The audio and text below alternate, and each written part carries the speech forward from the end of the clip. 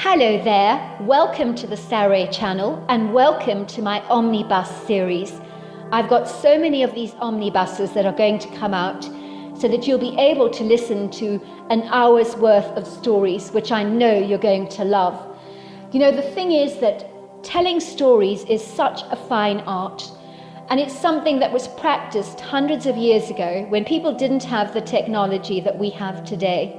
And everyone would gather around the fire and listen to a wonderful story.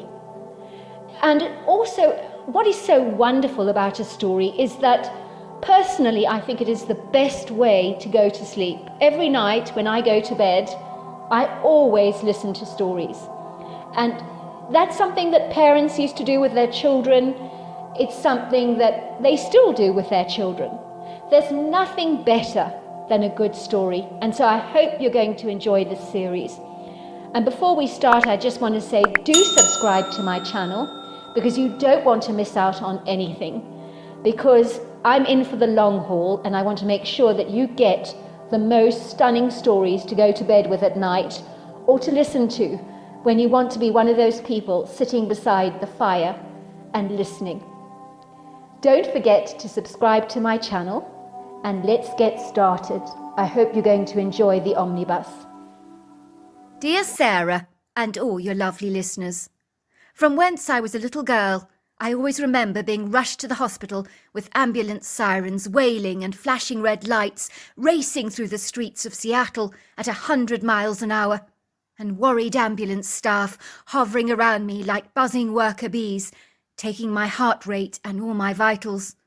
On numerous occasions I was brought back from the threshold of death and would hear the staff crying out frantically, "We're losing her! Quick!" And before I knew it, my heart was being forced back into its rhythmic beating when those horrible tortuous paddles were applied to my chest vigorously, which would cause my whole body to be jolted violently. It always felt as if I was being forcefully hauled back into my body with a powerful whizzing suction. My mother would start screaming, and someone would begin to calm her down. "It's all right, Mrs. Hoover," they'd say. "We're doing our best to keep your daughter alive." "But what if she dies?" my mother would cry out, and everybody would fuss around her, trying to reassure, console and comfort her frazzled nerves. I honestly don't know how many times I was brought back from the brink of death, but it was more times than I care to remember. If any good came from hundreds of near-death experiences, I can honestly say that I don't have any fear of dying. I know our consciousness survives after death, for I left my body on numerous occasions. I do recall encountering magnificent angelic light beings, informing me to go back, as it wasn't my time yet. I do recall the moment of death was not unpleasant at all. It felt like I was floating out of my body, and I could be wherever I chose at the speed of thought, and so returning to my body was not something I relished greatly, because the human body appeared so dense and heavy by contrast. I spent my life visiting specialist after specialist and doctor after doctor, and no one could comprehend what on earth was wrong with me, as all my scans and blood work always returned back completely normal. The doctors would shrug their bemused shoulders and say, "Sorry, but there doesn't appear to be anything wrong with your daughter. We can't find anything out of line with her," which would invariably always infuriate my father, who struggled tirelessly to seek a diagnosis for the cause of my mysterious illness, as he was absolutely petrified to lose yet another daughter. "You don't understand, doctor," my father would protest. "Two of my daughters, two of them, have died from this atrocious, inexplicable illness. Surely your profession can discern why she's perfectly fine one moment and fighting for her life the next. There has to be something intrinsically wrong with her. Why can't you find the root cause of her problems?" What were my symptoms? In truth, even I didn't know. But there were times after a hot chocolate before bed, I would become violently ill and begin to suffer seizures and neurological life-threatening conditions that invariably ended up with me being rushed to the hospital over and over again. One day I discovered my parents having a huge altercation in the kitchen. Now you must understand, my parents barely ever fought, so this was very surprising. My father had discovered my mother putting rat poison in my hot chocolate, which she claimed was an oversight on her part. An oversight! My father had screamed, pinning my mother against the wall, his kindly blue eyes now filled with a venomous hatred like I'd never seen before.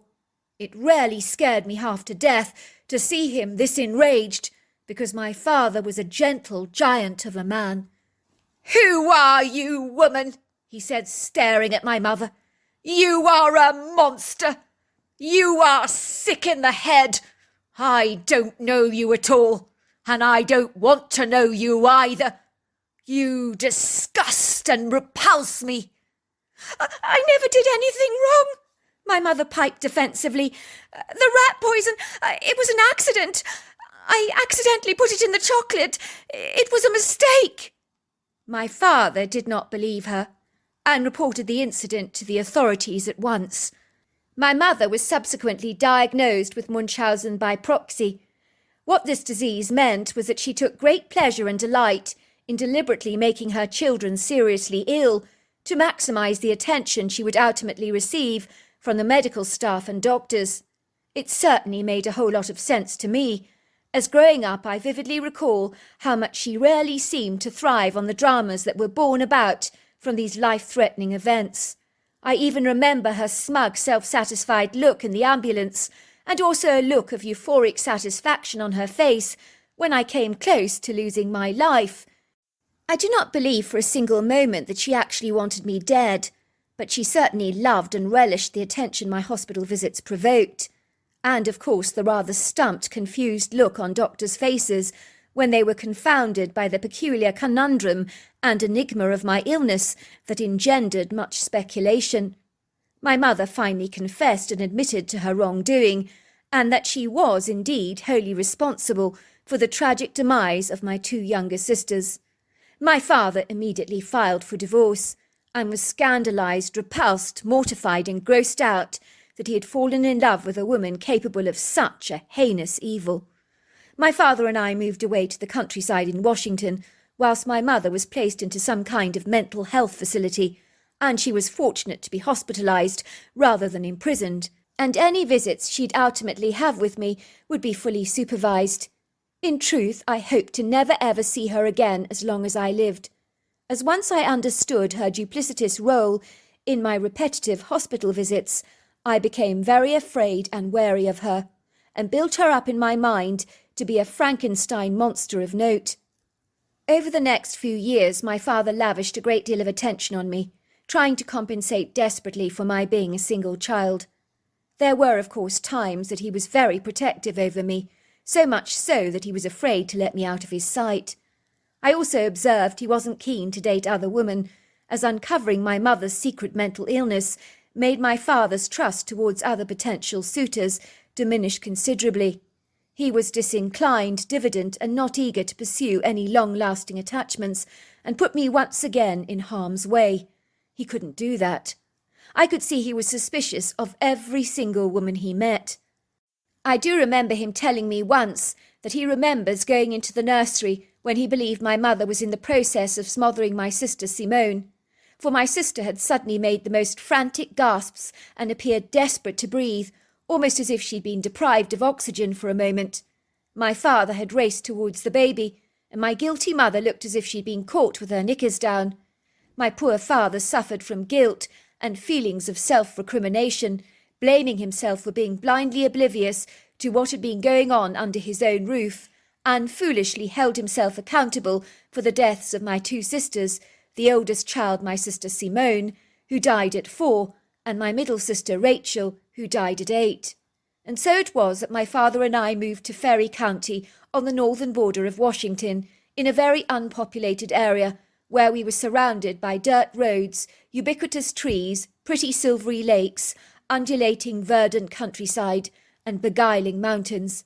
My father purchased an old dilapidated farmhouse that was originally built in the 18th century, and was in a bad state of repair, but my father was not adverse to restoring the house back to its original pristine condition, with the help of a team of master builders who also constructed us a sizable, very grand-looking stable block and a quaint-looking storage barn. So we were able to keep a few American quarter horses with docile and friendly temperaments on our land, who enjoyed grazing in the open pastures.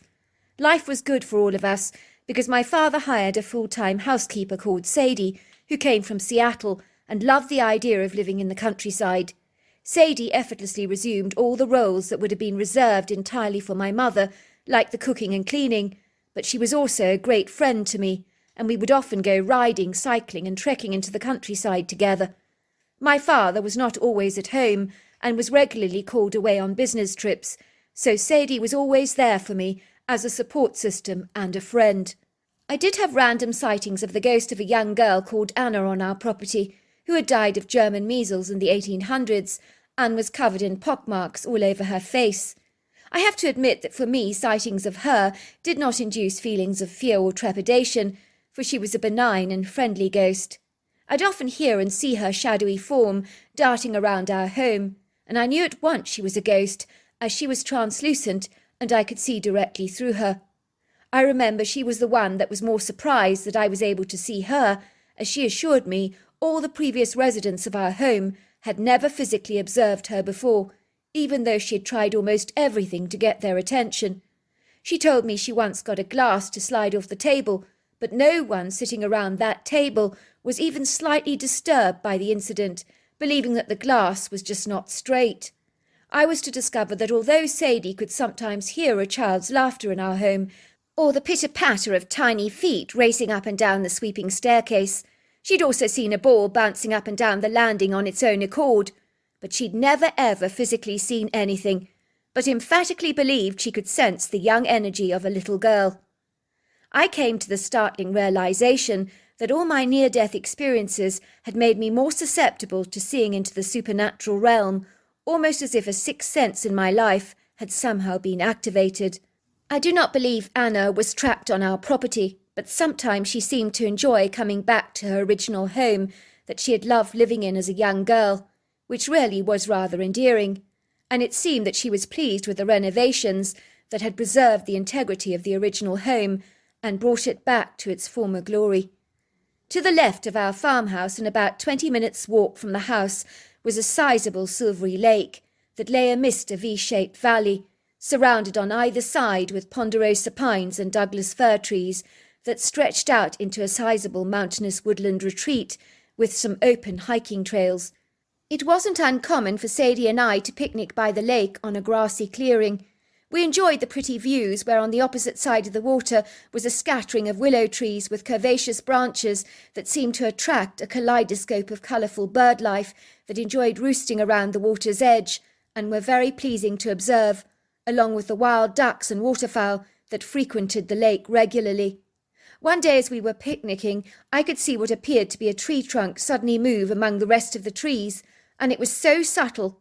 "Did you see that?" I asked Sadie excitedly. Of course she hadn't seen anything. "Well, that tree trunk over there, it moved on its own." Sadie laughed at me and said, "Don't be silly, Emma. I think there must be a teensy-weensy bit of moonshine in your lemonade, as I assure you nothing is there." I was not listening, as my eyes were pinned to the tree trunk that appeared to have moved from position A to position B. How was that even possible, because tree trunks don't move on their own accord? I knew exactly what I'd seen, and I quickly grabbed the binoculars, and that was when I discerned that this tree trunk was not composed of bark at all, but of long, straggly brown hair. Whatever this thing was, it was pretending to be a tree. I told Sadie I was going to investigate the tree trunk, and she scoffed at me. "You're funny," she joked. "You're seeing something that's not there. You mark my words, it's just a trick of the light, that's all it is." I picked up a sandwich and acted like I was just walking through the trees intent on eating.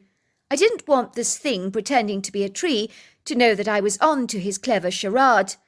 I had a sneaky suspicion that this tree trunk was in fact my neighbour's boy, Hugh, as he was a brilliant prankster. I smiled to myself as I saw the large hairy legs, that I believed were part of a bear costume he had worn last Halloween. He was holding up a loose tree branch covered in leaves to conceal his head and to make it look like he was a small sapling. It was an impressive disguise, I have to admit, but I was not easily fooled. I grabbed the branch of leaves from him, pulling it away with ease, and it dropped to the ground with a thud. "I got you, Hugh! I knew it was you spying on us," I laughed. Imagine my amazement and horror when I realised that this thing that was pretending to be a tree was not Hugh at all. I was astonished and confounded. What was this thing, I wondered in amazement. The bashful creature looked at me in surprise, seemingly astonished that I had unravelled his ambiguous disguise. I could tell by the self-effacing demeanour and timorous energy that he exuded that he was very shy, introvert and evasive, and not happy to have been caught off guard. The only way I can describe him to you is being long, lean and lanky, and about 6 foot tall, and about 300 pounds, with a humanoid form, although his arms were unusually long, and his head a strange cone shape that hung low upon his shoulders. But other than those pronounced anomalies, the creature appeared rather human, with the exception of being covered from head to toe in long flowing dark brown hair. For a second I found myself staring into the deep-set dark eyes of this hairy humanoid, and I could sense he was benevolent and friendly, but incapacitated by a dreadful reclusive shyness that constrained his ability to be more gregarious and confident. I spontaneously reached out and handed him my sandwich to break the ice between us, and to offer the hand of friendship. I watched the creature examine my sandwich suspiciously in his hands, with a rather perplexed look on his leathery grey face, as if trying to make sense of what it actually was. To my amazement, he lifted the sandwich to his nose to smell it, and then he opened it and gleefully licked off the peanut butter and jelly, while discarding the rest of the bread. I indicated for him to follow me, which he did so cautiously, with a shrinking hesitancy, where he kept a safe distance from me in the tree line. He watched me tentatively, as I quickly ran back to the picnic spot to get the rest of the sandwiches. "Hello, Doubting Thomas," I said teasingly, as I approached Sadie, who was reading a magazine at the time. "You see that figure standing there by the trees? Well, that's my tree trunk that you told me I didn't see moving." I could hear Sadie gasp. "What the heck is that?" she said, staring at the creature in disbelief, and watched in amazement as I ran back to give the delighted creature virtually our entire picnic basket that we'd brought with us. We watched him toss away the bread, which was hungrily eaten by a wild duck. He licked off the jam and peanut butter from the sandwiches with his long pink tongue, but he ate the entire bag of potato chips we'd brought with us, along with the raisin muffins, and appeared incredibly pleased. I never imagined we'd see the creature again, but every time we went to the lake for our regular summer picnics, he would make his presence known by throwing a few pine cones at us. I'd go and seek him out in the woods. I believe he always wanted to be found, because he didn't hide from me very well. It was ironic and rather amusing, because he desperately wanted to hang out with us like friends, but his cautious demure shyness was his biggest handicap. I'd always bring him bottles of peanut butter and honey, as well as apples and potato chips, his firm favourite being barbecue flavour. He was thrilled with the gifts, and to show his appreciation, he invariably always let out a couple of happy whoops. One day my father informed me that my mother would be coming to visit me on a supervised visit with a care worker, and I was completely dreading her visit, especially as my father would not be there to supervise the reunion. "Can I not refuse to see her, Dad?" I begged. "Why should I have to see someone who tried to kill me on multiple occasions? It's not fair." "Sweetheart," said my father, "your mother is mentally ill, but she still loves you. She hasn't seen you for many long years, and despite everything, she is still your mother. You mustn't forget that for a moment. I have tried to put her off visiting you, but I've been told that she is eager to see you again. She has been making steady progress in her recovery, and is determined to apologise to you for everything that happened when you were little." "I don't care, Daddy," I said. I don't want to see her ever." "Please don't be difficult, Emma," said my father. "Sadie will be here with you. She'll have your back. And then there's the care worker. She knows how to handle these delicate situations. I promise you, it won't be as bad as you think." I remember the day that I was reunited with my mother for the first time in ages. Oh, how I wished my father was here. But I was to learn that he had been advised not to be present at this rendezvous. I was surprised how normal my mother looked, as in my mind's eye I had built her up to be a treacherous dragon with 3 feet and 20 toes, but instead she looked like a frail old lady who looked more like my dad's great-grandmother than his ex-wife. I imagine the effects of all the drugs she was prescribed had wreaked havoc on her physical well-being and her appearance.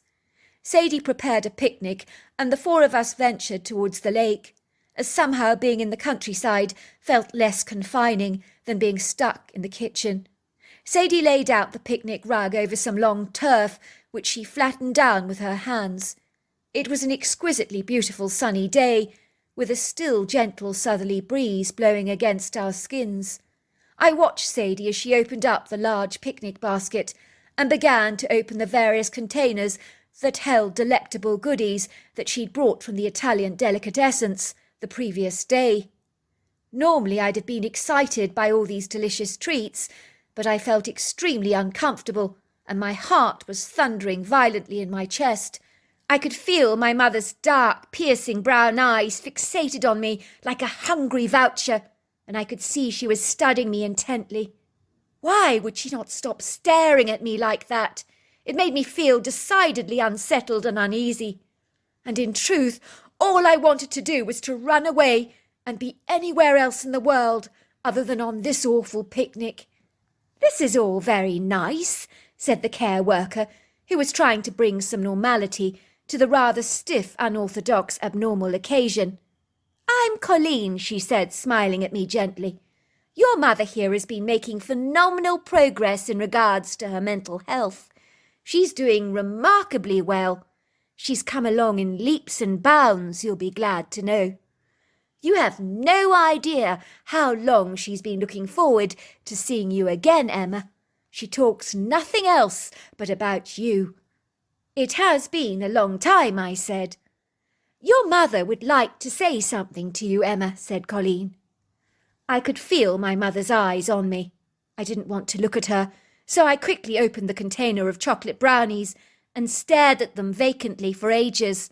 I wanted to do anything to avoid looking at my mother, the face of treachery that had betrayed my family and torn us apart.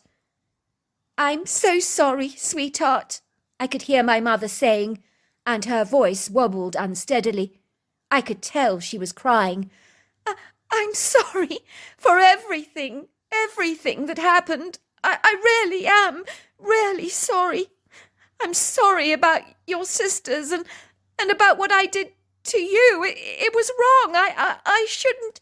I could feel an indignant anger rise up in my being, which was almost alien to me, and I realised that I'd grown resentful and annoyed to such an extent that I could taste the nauseating bitterness on my own tongue. "You're sorry," I shouted. "You are responsible for killing my 2 sisters. You're responsible for ruining Daddy's life. Thanks to you, he has a hard time trusting any woman he meets, and he lives with the constant guilt of what you inflicted upon us. You think that I can accept your apology when you nearly killed me hundreds of times over just for your fun and entertainment. Don't think I don't remember being rushed into the emergency room over and over again." "That's very good," said Colleen. "Get it out, Emma. It's important to let your mother know how you feel. We can all hear you perfectly well. Let's just keep this discussion amicable, shall we?" My mother's eyes filled with tears, and they rolled down her cheeks, and I couldn't be sure whether they were crocodile tears or not, and in truth I don't think I even cared. It was almost impossible to feel compassion for this monstrous woman. "I can see that I hurt you badly, Emma. I'm really sorry for what I did. Really I am. But I promise you, I'm not that person anymore. I'm different now. What your mother is trying to say, Emma, is that she'd love to get to know you more and to see you from time to time. She's missed you so very much and would love to re-establish a relationship with you. Sadie looked at me warily, as she knew only too well I wouldn't take kindly to have regular visits from my mother, so she skillfully applied tact to change the subject by introducing everyone to the different food she had brought from the delicatessence, as an artful, clever ploy to create a measure of distraction. "Look at this," she said. "I've got some calzone. Does anybody fancy some? It's warm and it's got mozzarella and mushrooms inside. And I've got some chicken and mushroom pies over here and some open pizza over here with salami slices on the top. And these are tuna fish sandwiches. Anyone hungry?" she said, offering around the food to a reluctant group of picnickers who were about as enthused about the food as a family of coyotes being offered Brussels sprouts. All of a sudden I could feel humiliating tears rolling down my cheeks, and I certainly didn't want my mother to see them, so chokingly I told everyone that I needed a little walk and space. "Let her be," I heard Colleen say. "I think poor Emma needs a little space. It must be overwhelming for poor mother and daughter to be reunited again after such a long time. Rendezvous like this are never easy, as heightened emotions are still very raw and intense." I hurriedly walked towards a large ponderosa pine tree and sat on the ground while the citrusy vanilla butterscotch-like smell of the pine offered a small measure of comfort to me. I began to sob and sob and sob, as the painful emotions buried within my gut were like dark hidden secrets that seemed to come bubbling to the surface. I wept like I've never wept before or since. The only way I can describe it to you is when you vomit so much that it begins to hurt.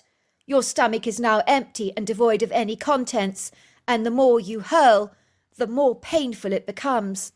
I felt as if I was purging all those painful memories and emotions like the rancid contents of an inflamed stomach. I can honestly say that my emotions came from my gut, which was a surprise even to me, but I could feel them rising out of my stomach area where they'd been putrefying for so very long. I was sobbing like a baby, almost inconsolable in my grief. All of a sudden a gentle hand touched me, and I almost pushed it away, thinking that Sadie had come to my rescue. I glanced up through my tears and saw the concerned face of the hairy humanoid staring down at me with a look of grave concern on his face. I had never been so close up and personal to this reticent creature before, who chose boldly to sit right next to me, so that I could even feel his hair prickling against my skin. I was so comforted by his presence that seemed to be almost angelic in the darkness that enveloped me in this harrowing moment. He watched me as I cried, and occasionally tapped me, trying to reassure me, for he seemed to understand my grief.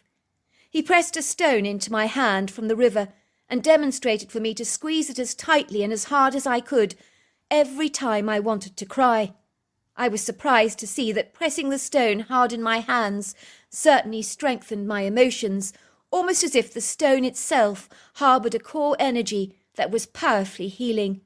This outlandish creature began to speak to me in a language, and although I did not know what he was saying, his words were soothing and very encouraging as well as gentle, rather reminding me of an indigenous ancient language. I watched him rolling pine needles between his thick fingers until oil was finally extracted, and the strong, citrusy, refreshing woody notes of the pine became very pronounced. He began to rub this oil on my arms so that I inhaled its rich, sweet vapours. I was to learn later that the essential oil of pine is certainly known for its uplifting, clarifying, invigorating properties that help to impact the mind, clearing it of stresses and eliminating fatigue, and promoting a positive outlook. It seemed like this incredible creature understood the curative, healing powers of plants and was using this innate wisdom to help calm me down, and it most certainly was working. Finally, I summoned up the courage to walk away from the woods, while the creature watched me, lifting up a branch and pretending to be a small sapling. I giggled as it was like he was saying, "Go back to your picnic. I'll be watching out for you." "You look a lot better," said Colleen as I approached them.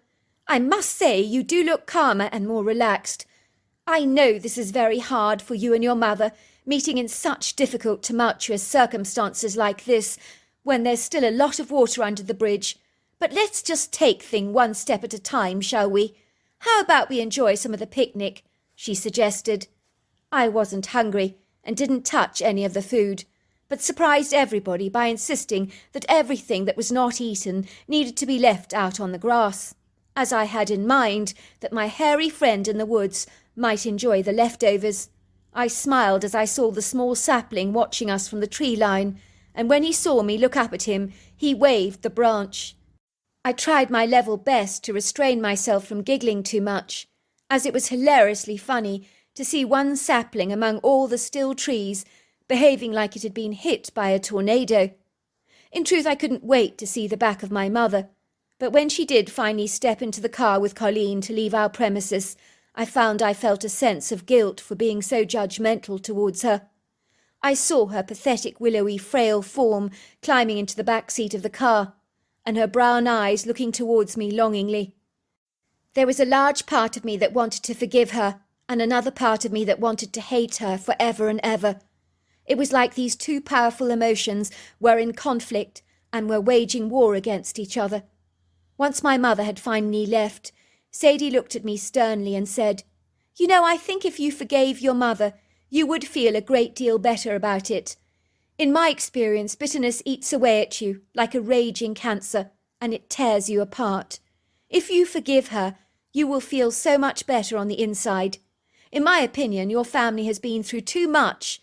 You all need to heal, and it has to start with forgiveness." I reflected on Sadie's words, and the very next day I phoned up my mother to tell her that I appreciated her visiting me and that I had chosen to forgive her for everything that had transpired in my childhood. She broke down in tears on the other end of the phone. I was to discover that Sadie was absolutely right, and forgiving my mother meant that a heavy, oppressive weight had indeed been lifted off my life, and I felt so much lighter and better for it. I shared her wisdom with my father, and before long he too experienced a lightness in his life that he had not felt for many long years, and within months he began dating a lovely woman called Jennifer, who became like a mother to me. I chose to call my hairy friend Ponderosa after the pine tree that smells like butterscotch and vanilla on its bark. Over the years I saw Ponderosa many more times and realized he was a youngling in his family, but I never ever got to see his parents, that he revealed to me were monstrously big and would probably scare me half to death. He communicated to me with his expressive hand movements and facial gestures and his extraordinary ability to act out his thoughts. Unfortunately, his family were nomads who travel from one place to another and never stay in one place permanently, so I got to see him irregularly. Of course, that all happened a long time ago, and I did have the pleasure of once meeting Ponderosa Pine's partner and youngling that he introduced me to 12 years ago, and they were exactly like him, desperately shy, but very friendly. Since my family moved away to Seattle, I've not heard from Ponderosa again, but he is never far from my thoughts, and I now realize that Ponderosa was in fact a Bigfoot. I think one lesson I've learnt on my journey in this life is the importance of forgiveness, because forgiveness sets you free. So there you are. That's my story. Dear Sarah and all your lovely listeners, I've been a taxi driver here in Toronto for over 20 years, and that's a long time indeed. And in my years as a taxi driver, I've met a kaleidoscope of very vibrant, colourful people with all kinds of different personality types, cultures and interesting backgrounds, from the very self-effacing, timorous and reticent, to the more effusive, gregarious and effervescent types, to the downright rude and offensive. I've braved all manner of treacherous weather conditions, from gale-force winds to sleet, snow, rain, hail and thunder, and I've seen things on my journeys, sometimes at the dead of night, that have left me wondering, what the heck was that? The trouble is that I've found my anomalous experiences have been so fleeting that I've shrugged my shoulders in a nonchalant way and put down the experience as a possible moment of madness when I'm certain my fatigue from the long journey has caused me to see disjointed things that aren't actually there. But now I'm not so sure. I had one occasion when I vividly recall picking up a young girl on the sidewalk who was soaked to the skin and completely drenched on a very rainy night, when no one in their right mind should be walking on their own, especially a young woman, and given she was a similar age to one of my daughters, I felt naturally very protective towards the poor little mite. I was returning to Toronto from Alberta at the time, so it didn't cost me anything to give the young girl a lift. Indeed, it would have been very unchivalrous of me not to have helped a woman caught up in the rain. I remember her getting into the back seat of my car and barely saying a single word, which I thought was strange, because a thank you would have been very nice. I guess she was just relieved to be out of the pouring rain that was now belting down. I do vaguely remember she was wearing a long white dress that was clinging to her body like a wet rag, and her mousy brown hair was wet and limp around her face, while her hazel eyes looked unusually frightened. I could hear her sniffing at the back of the taxi and blowing her nose very hard, almost as if she'd been crying for some time, but I thought it would be rather intrusive and invasive to ask her why she was so upset. So I ignored all the crying. After all, it wasn't really my business.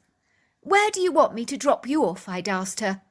"I'm going as far as Toronto," and she told me that was great, which I did think was odd, as Toronto was hours away on the journey. When I reached the next stop sign, I turned around to offer my passenger some snacks, but she had gone, vanished into thin air, and I discovered that the seat was as dry as a bone. I assure you no one could have got out of my taxi with rain like that, looking the way she did, without leaving wet marks all over the seat. I was completely baffled, and the hair on the back of my neck stood on edge, and I remember thinking, what the heck? All these years later, I still refuse to believe that I saw a ghost, but I'm left wondering how she managed to escape from a locked taxi, and why the seats were bone dry, when the girl I picked up was drenched to the skin. None of it makes any sense at all. I am one of those rare taxi drivers here in Toronto that are few and far between, as I don't mind the long drawn-out car journeys that all the other drivers are reluctant to do, as they're eager to return home to their loving families. In my case, going home is invariably a bit like playing Russian roulette, as my beloved wife Nancy suffers from debilitating bouts of manic depression that have been devastating to her quality of life, and despite help from multiple specialists, the problem has only got progressively worse over the years, and is something we've had to learn to live with. Don't get me wrong, I love my wife to pieces, I really do, but when she's having a depressive episode, I'd rather be anywhere else in the entire world than at home, as the energy becomes so heavy and oppressive for me.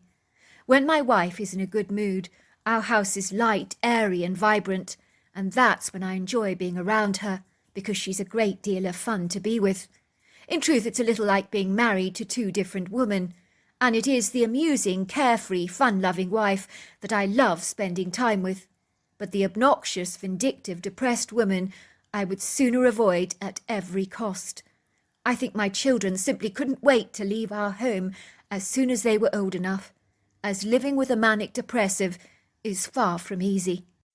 On this occasion, my wife was having one of her debilitating, dark, gloomy episodes, when the weight of the world had sucked out her joy like a hungry parasite, and her dreadful mood was like a dark, oppressive thundercloud, longing to unleash its furious wrath on our cosy little home, that now morphed into a place of chaos and discord, a place where I didn't want to hang around. So I was willing to offer my services to an old lady called May, who was desirous to return to her childhood home in Alberta to visit her sister Agnes and take the arduous 36-hour drive to her old abode. "Hello there," said the old lady, climbing into the back of my car with a large peach and gold handbag and a comfortable-looking soft cream blanket for the journey.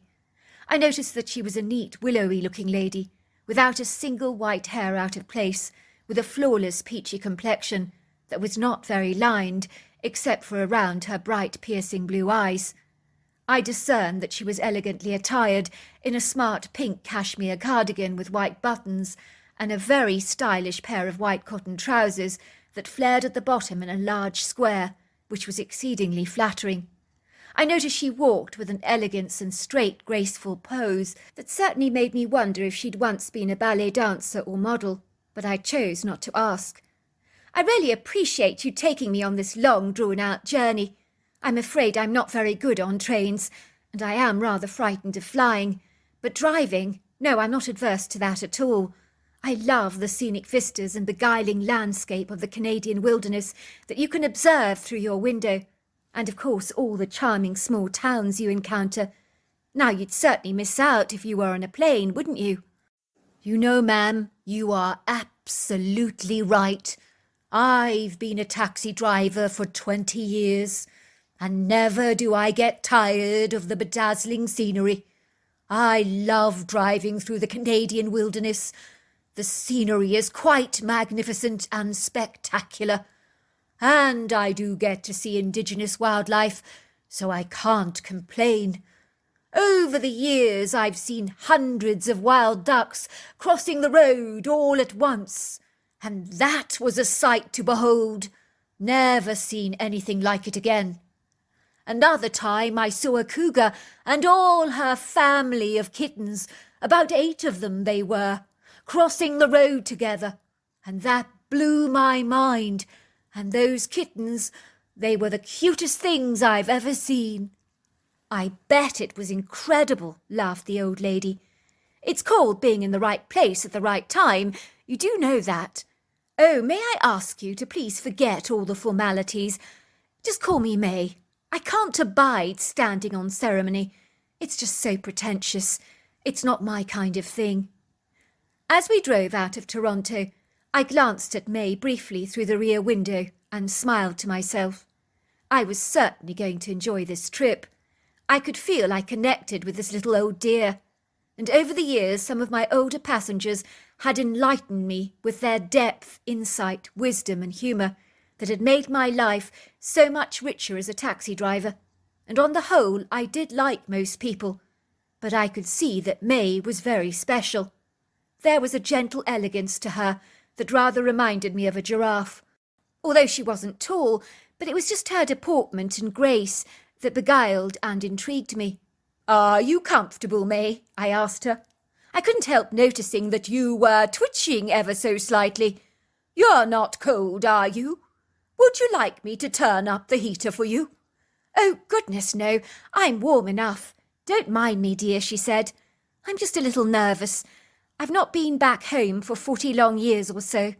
I haven't seen or spoken to my sister Agnes since then, so I am a little anxious about the kind of reception I might ultimately receive." "The name's William," I said. "Just call me Will. You haven't been home for 40 years? That's crazy. That's a long time to be away from home." "Yes, it is, isn't it? And no one regrets it much more than I do. But pride and ego have held me back for doing what I should have done a long time ago. Do you know, my sister Agnes and I have not spoken to each other in 40 years. Can you believe that? Not even on the telephone, which is insanely ridiculous.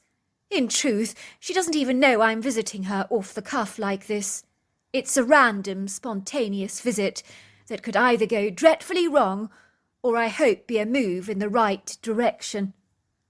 "You mean your sister does not know you're visiting her in Alberta?" I asked, looking aghast. "No, she has no idea I'm visiting her, but I need to see her face to face and apologise and to make my peace with her. You know, the funny thing is, I've been trying to rack my brains to remember what actually caused the family fallout and rift in the first place, which makes the whole thing even more ludicrous. I've tried to remember what instigated the catastrophic barmy between us that changed my life forever. I really can't even remember what it was, but once we decided we would never speak to each other, the long drawn-out battle between us began, and we both decided we hated and despised each other, and I don't exactly know why. It seems ridiculous and nonsensical now. It sounds dreadful, I said. But if it makes you feel any better, you're not the first. There are lots of people out there, many I've met myself, who haven't spoken to their family for many years. Of course it is awful when siblings fall out with each other. I do take it that you were quite close once. Oh, very. That's what makes this whole business so dreadfully preposterous. Growing up, Agnes and I were inseparable and enjoyed doing absolutely everything together, surrounded by the exquisite lush Alberta countryside.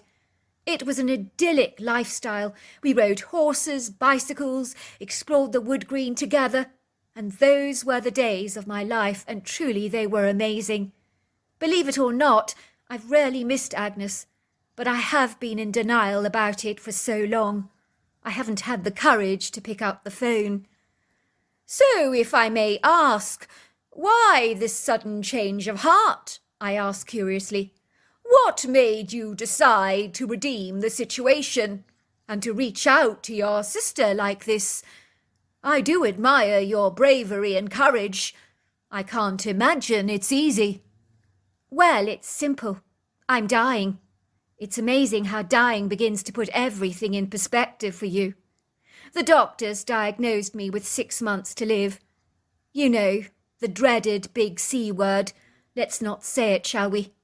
That's what I've got.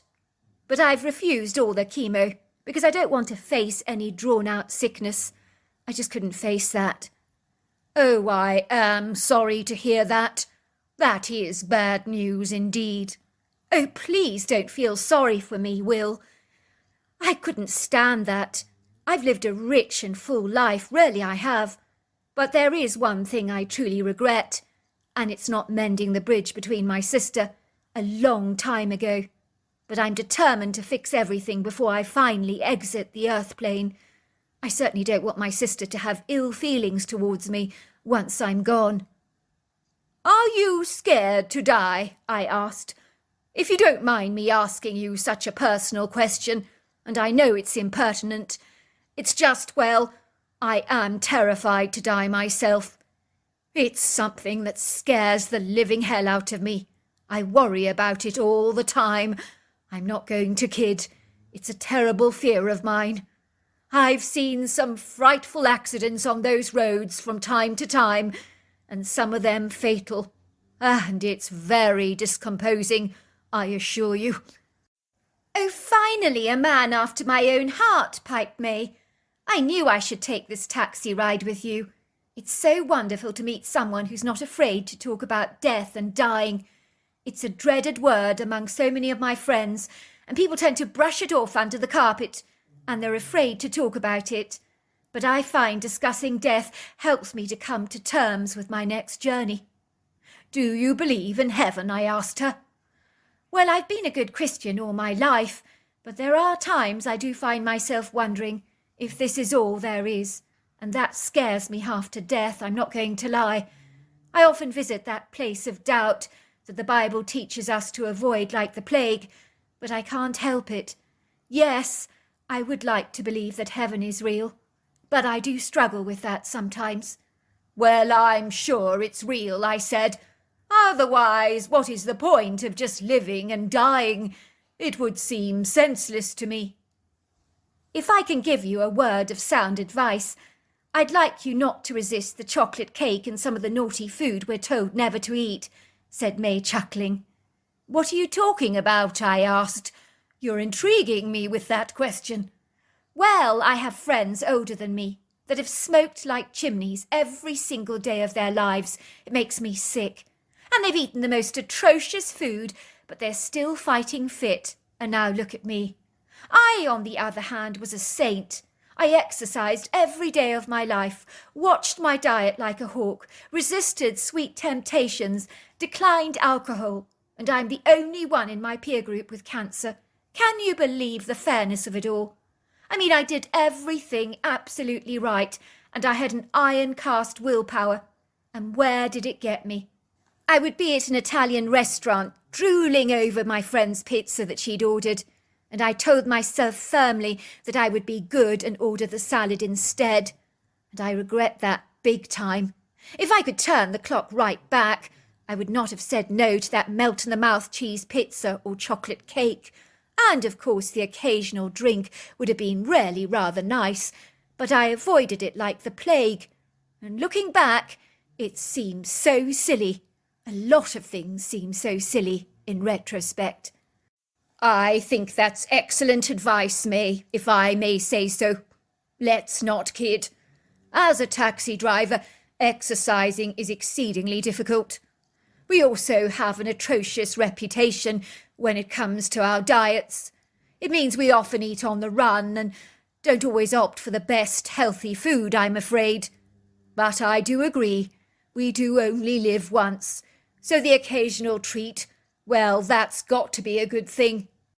After several hours of driving, May insisted that we stayed overnight at a very palatial, regal and opulent-looking hotel with large white Italianate architecture and ornate columns and hundreds of sparkling chandeliers everywhere, with bedroom suites that were so grandiose and well-appointed that even the Sultan of Brunei would have been terribly impressed.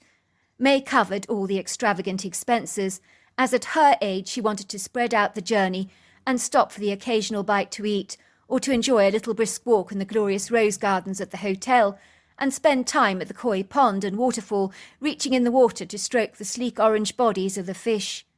I noticed that she was ordering pizza and chocolate cake in the illustrious dining room, swathed in resplendent red and gold decor, where an a la carte menu was on offer, and some of the finest food that you've ever seen. I think May offended the waiter by insisting on ordering simple food that she had resisted for so long, and she knocked back several glasses of champagne and became quite tiddly. It was probably the first time in ages that she had let her hair down. I'm celebrating life, she told me happily. I'm making up for all that lost time and all that pizza that I never ordered. When you're dying, she told me, you want to enjoy every single minute that you have got left. When you're travelling, you want the quality of the meal to matter as much as the hotel. That's why I've chosen this place. It certainly was spectacular. The next day we arrived in Alberta. It was about 8:30 at night, and I did ask May if she fancied staying overnight at a local hotel and visiting her sister the following morning, because she might feel slightly uncomfortable arriving on the front doorstep at this late hour of the night, even though it wasn't that late. "Can I think about it?" said May.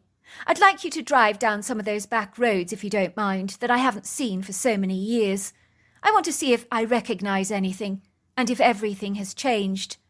I followed May's directions, and was surprised that after so long away from home, she seemed to know her bearings exceedingly well. I could see she was crying. "It looks like I remembered. Not much has changed, and it's been so long. It's as if I was riding down these country lanes with my sister Agnes only yesterday. It's a weird feeling, but it gives me lovely chills down my spine. The good kind, of course. Please will you drive towards that wooded area over there," she cried excitedly. "Beyond the mountainous ridge on the right-hand side. Yes, that's right." I pulled up my taxi on the side of a dirt road, where there were open flowery prairies on either side, but in the distance I could see the quaking aspen trees rustling in the still breeze that framed the edge of a mountainous elevation that stretched out into an extensive wood-green that almost completely covered the bottom half of the mountain in its sumptuous thick green foliage. "I'm going to have to ask you to stop over here," said May. "I want to get out for a moment. I need to see if a friend of mine is still around. Please don't think me weird, but I've been wanting to do this for a very long time. I've even dreamed of this and meditated on this very moment." "You can do anything you like, May," I laughed. "You're the one calling all the shots on this trip. I'm just your driver. I do what you say." "Well, Will, I would like to think that you're a little more than that. Well, maybe I'm very presumptuous, but I'd like to be able to call you my friend." I smiled as I watched the graceful white-haired woman climbing out of the taxi, and I decided I really liked her. But what on earth was she doing? I could see her walking to the edge of the field, and then she cupped her fingers around her lips and began to call loudly. "Maestro! Mastro! I shook my head. Maybe May was a little nutty after all, I thought secretly to myself, because I couldn't understand who on earth she was calling.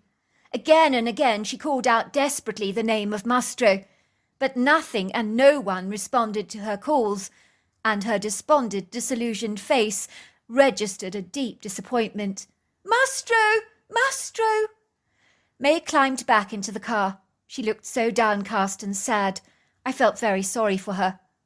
I suppose it was too much to hope for that my friend would still be around, she said. It's called wishful thinking, I suppose. I imagine he's moved away by now. How silly of me to think he might still be in the local vicinity. I started up the engine, and then all of a sudden this monstrously huge creature was standing in front of the car, waving us down with his large arms, and I remember thinking, what in God's name is that? Maestra! Maestra! It's Maestra! Piped May, the tears pouring down her face. Oh my God, it's Maestra! He's got so big! You have to stop now! Stop the car now! I stopped the car, and May opened the car door, closing it behind her, running towards this colossal-sized creature that I realised to my astonishment was most certainly a Bigfoot. This Bigfoot creature certainly made May look like a tiny Barbie doll, because he was easily 10 foot tall and 3 foot across the shoulder area, and easily between 8 to 900 pounds. He looked incredibly human, almost like a giant that was completely covered in long flowing dark hair, with a very powerful muscular body and a human face that was devoid of hair and looked quite leathery. I would say the only thing about the Bigfoot that resembled the primate species was the overlong arms that literally hung below the knees, and of course the pyramid shape of the head with its pointed tip. I would say the Bigfoot was very intimidating and frightening to look at, but seeing May rush up to this creature, I felt this overwhelming sense of euphoria, because I could feel the electricity between the two of them. I could hear May crying, Mastro, it's really you! Oh my God, it's really you! I thought I'd never see you again, she said, gently touching the creature's face and stroking his cheek. The critter's brown eyes danced with joy. His face looked animated to see May again, and the love and affection he had for her was so clearly seen in his big, beautiful brown eyes. When he reached for May, he threw her up in the air very gently and tenderly, and May lifted up her leg and pointed it, and squealed with laughter. I'm willing to bet she'd done ballet with this Bigfoot before, because they did some different manoeuvres together, as if they were practicing them all over again, with the Bigfoot holding May up for support, like a male ballet dancer would. It was so beautiful to watch these different moves, and I was completely transfixed. Finally, Maestro put May on the ground, and they just held each other so tightly. But it was funny to watch, because May could not get her body around his sizable barrel chest. I'm not one to cry easily, but the tears rolled down my cheeks, because May had an incredible relationship with this Bigfoot, a relationship that some people would dream of to have with a human being. After a long while, May hugged the creature tenderly and climbed back into the car, the tears pouring down her cheeks, while the Bigfoot ran beside her for a long while, looking directly in at May with bright, happy eyes. It ran along with our car for quite some time at a very fast speed, not getting remotely out of breath. I'd never seen anything run like that before. Go to an extravagant posh hotel right now, said May, with no expense spared and all the trimmings, along with a bottle of the finest French champagne for the both of us to enjoy. I have so much to celebrate on this fantastic evening, an evening I shall never forget. I'm too emotional to see my sister right now. Seeing Maestro again has made me the happiest woman in the entire world. I'm sorry to blubber like this in your taxi, but Maestro is so very special to me, and I never thought I would ever see him again. You do realise this Maestro friend of yours is known as a Bigfoot, I told her. Now, how do you know him? That's what I'm curious about. When I was about 40 years old, and still living at the farm with my mother and sister. I never got married, you see. Well, I found Maestro in the woods one day. Oh, he was so adorable. The poor little thing, he was only about 2 foot tall at the time, and still a little youngling. He was crying out in agony because his foot was caught in one of those ghastly illegal traps that someone had set up. I immediately ran up to him and managed to release his foot from the trap and brought him back to my home. He was really badly hurt, so I gave him some medical treatments that really helped. My family liked him and called him the Wild Boy, but Maestro and I had that quintessential perfect friendship. Every time I went into the woods, Maestro would be there, and he would be waiting for me. We grew very close. We would do ballet together, because I'd been a ballerina all my life, and I would teach him some of the moves, and he was a great male dancer. He was so natural, graceful and agile, and a fast learner, and better than any of the male dancers I danced with. I was able to understand him, and he also can speak to me telepathically. It's as though the thoughts just come into my head that aren't even mine. I know they're from him. Of course, when I left home, I never thought I'd ever see him again. So today has been so meaningful for me. It's just been incredible. So when you last saw him, I imagine he was still very young. Is that right? Yes, that is right. The last time I saw him, he'd grown quite a lot. He was 5 foot tall. But look how magnificently big he's now. Oh, and so handsome. Did you see the size of him and his long hair? And he smelt lovely too, just like pine, just like the way I always remember he smelt. He was telling me he has 2 girls and a partner now. Can you believe it? He knew I was dying because he can see a growing blackness in my energy field. He knows you're dying? I asked, looking astonished. Well, it's my energy field, you see. And, of course, the smell of the cancer, said May. Maestro has an extraordinary sense of smell. Of course, he is very sad that I'm sick, but so happy to see me. But he doesn't think about death in quite the same way as we do. He said he would have known my energy field anywhere, no matter how old I'd become, even though it's been so long. He said he's always known that he would see me once again. As you can imagine, I was stunned to not only have encountered the mythical creature called Bigfoot that I didn't even believe existed, but to have met a woman who had a friendship with a Bigfoot, and after all this time had reunited with him again. I was privy to seeing this unparalleled, celebratory and momentous reunion, one that I could never ever forget. I could only hope that in the morning that May's interaction with her sister Agnes would go as well, as indeed her reunion with Maestro had gone. I had my reservations, as I have ferried people over the years that I have met that are as hard as nails, who would be very unlikely to forgive. My biggest confounding fear would be if Agnes reacted to her sister adversely, and that worried me significantly, because May had cancer. She was vulnerable and possibly alone in the world, without any other relatives. I could only pray that things would go well in the morning for her. It was about 10 o'clock when I found myself driving down a remote dirt road through an open wooden gate, past acres of undulating verdant countryside that was quite exquisite, silvery ponds and fenced-in pastures where a couple of horses were grazing happily in the fields. They glanced up at us curiously as we drove past. I finally reached the picturesque farmhouse that looked so whimsical and charming, and it had more in common with a Hans Christian Andersen fairy tale than in our reality. It looked like a perfect symmetrical doll's house, with whitewashed walls and large open windows, with pale blue shutters, along with a blue roof.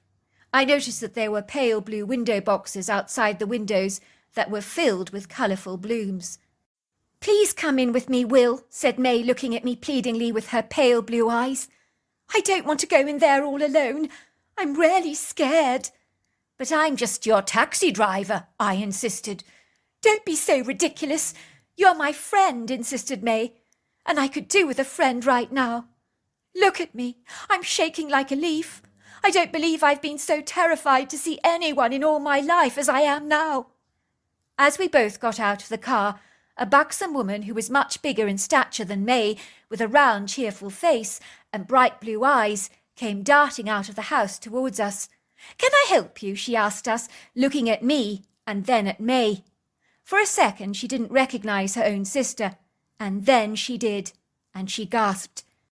"Is that you, May?" she asked, unable to disguise her shock to see her sister. May just stood there, tears pouring down her cheeks. "Agnes," she cried, "Agnes, I'm so sorry. I'm sorry for everything, everything. Really, I am." Agnes's face grew pale, and her eyes misted over, and then she began to sob.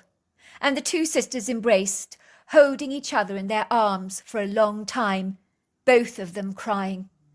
"Please come in," said Agnes, leading her sister into the kitchen. "It's been so very long. Far, far too long." "I think I'd better get going now," I said. "You need to spend some quality time together." "Are you sure you don't want to come in, Will?" said May.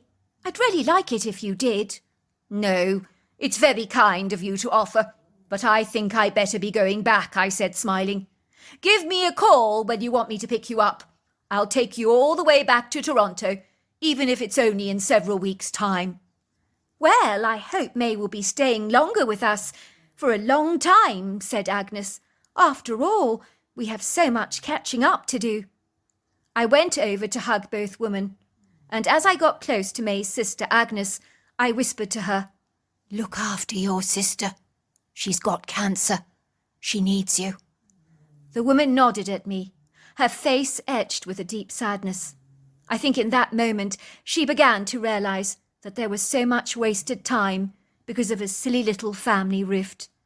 I did go to May's funeral, and I was to discover that Agnes had spent all her remaining days with her sister, and she said it was the most precious time of her life. And she told me that Maestro the Bigfoot had left her a beautiful stone on the doorstep after May had died, in memory of her. I don't know how he knew she was gone, Agnes told me. Maestro and May had an incredible bond. He visited her a few times because she got very ill. It made her very happy to see him. So there you are. That's my story. Dear Sarah, and all your lovely listeners, the land burst forth with whimsical mountainous valleys, spread out with lush carpets of emerald turf. And there were sculptural-looking ragged outcrops with prepossessing shapes that wouldn't have looked out of place in a museum of modern art. And then there were trees, so many of them, and far too many to count.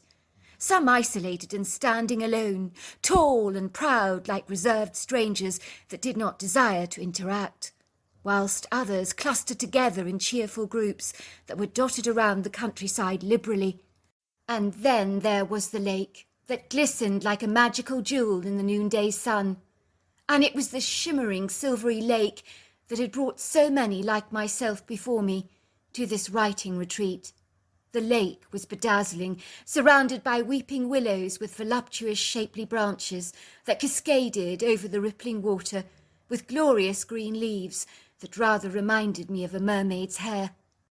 I drove my red Mazda down the rugged dirt driveway, experiencing the jolts and bumps that to a kid would have been like a joyful fairground ride. But for me, I felt as if I was growing a little queasy from the vibrations and impact of the jostling that had brought on a slight feeling of biliousness, which certainly reflected my age, as there was a time when a little jerking in the car would barely have bothered me at all.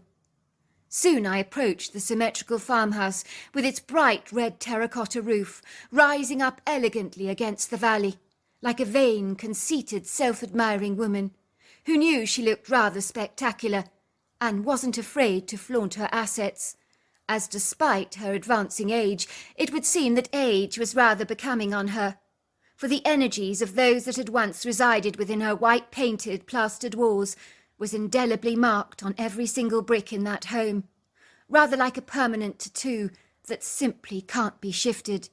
It added to the mystery and enchanting intrigue and allure of the home that was easily over 200 years old, and was solidly built and as strong as it was delicate, because its large arched windows and climbing roses over the front door softened the pretty facade, rather like lipstick on a woman's pale face. There was a woman in her early 40s, slim and slight, who looked as if she could have been blown over if the wind got a little frisky, came running towards my car to greet me. She was wearing tight-fitting blue jeans and a purple T-shirt, and she was quite attractive, with her bobbed golden brown hair blowing against the soft breeze, and her hazel eyes twinkling with humour. I think I liked her already, because I was always drawn to easy-going women who knew how to laugh. A sense of humour was always very significant to me.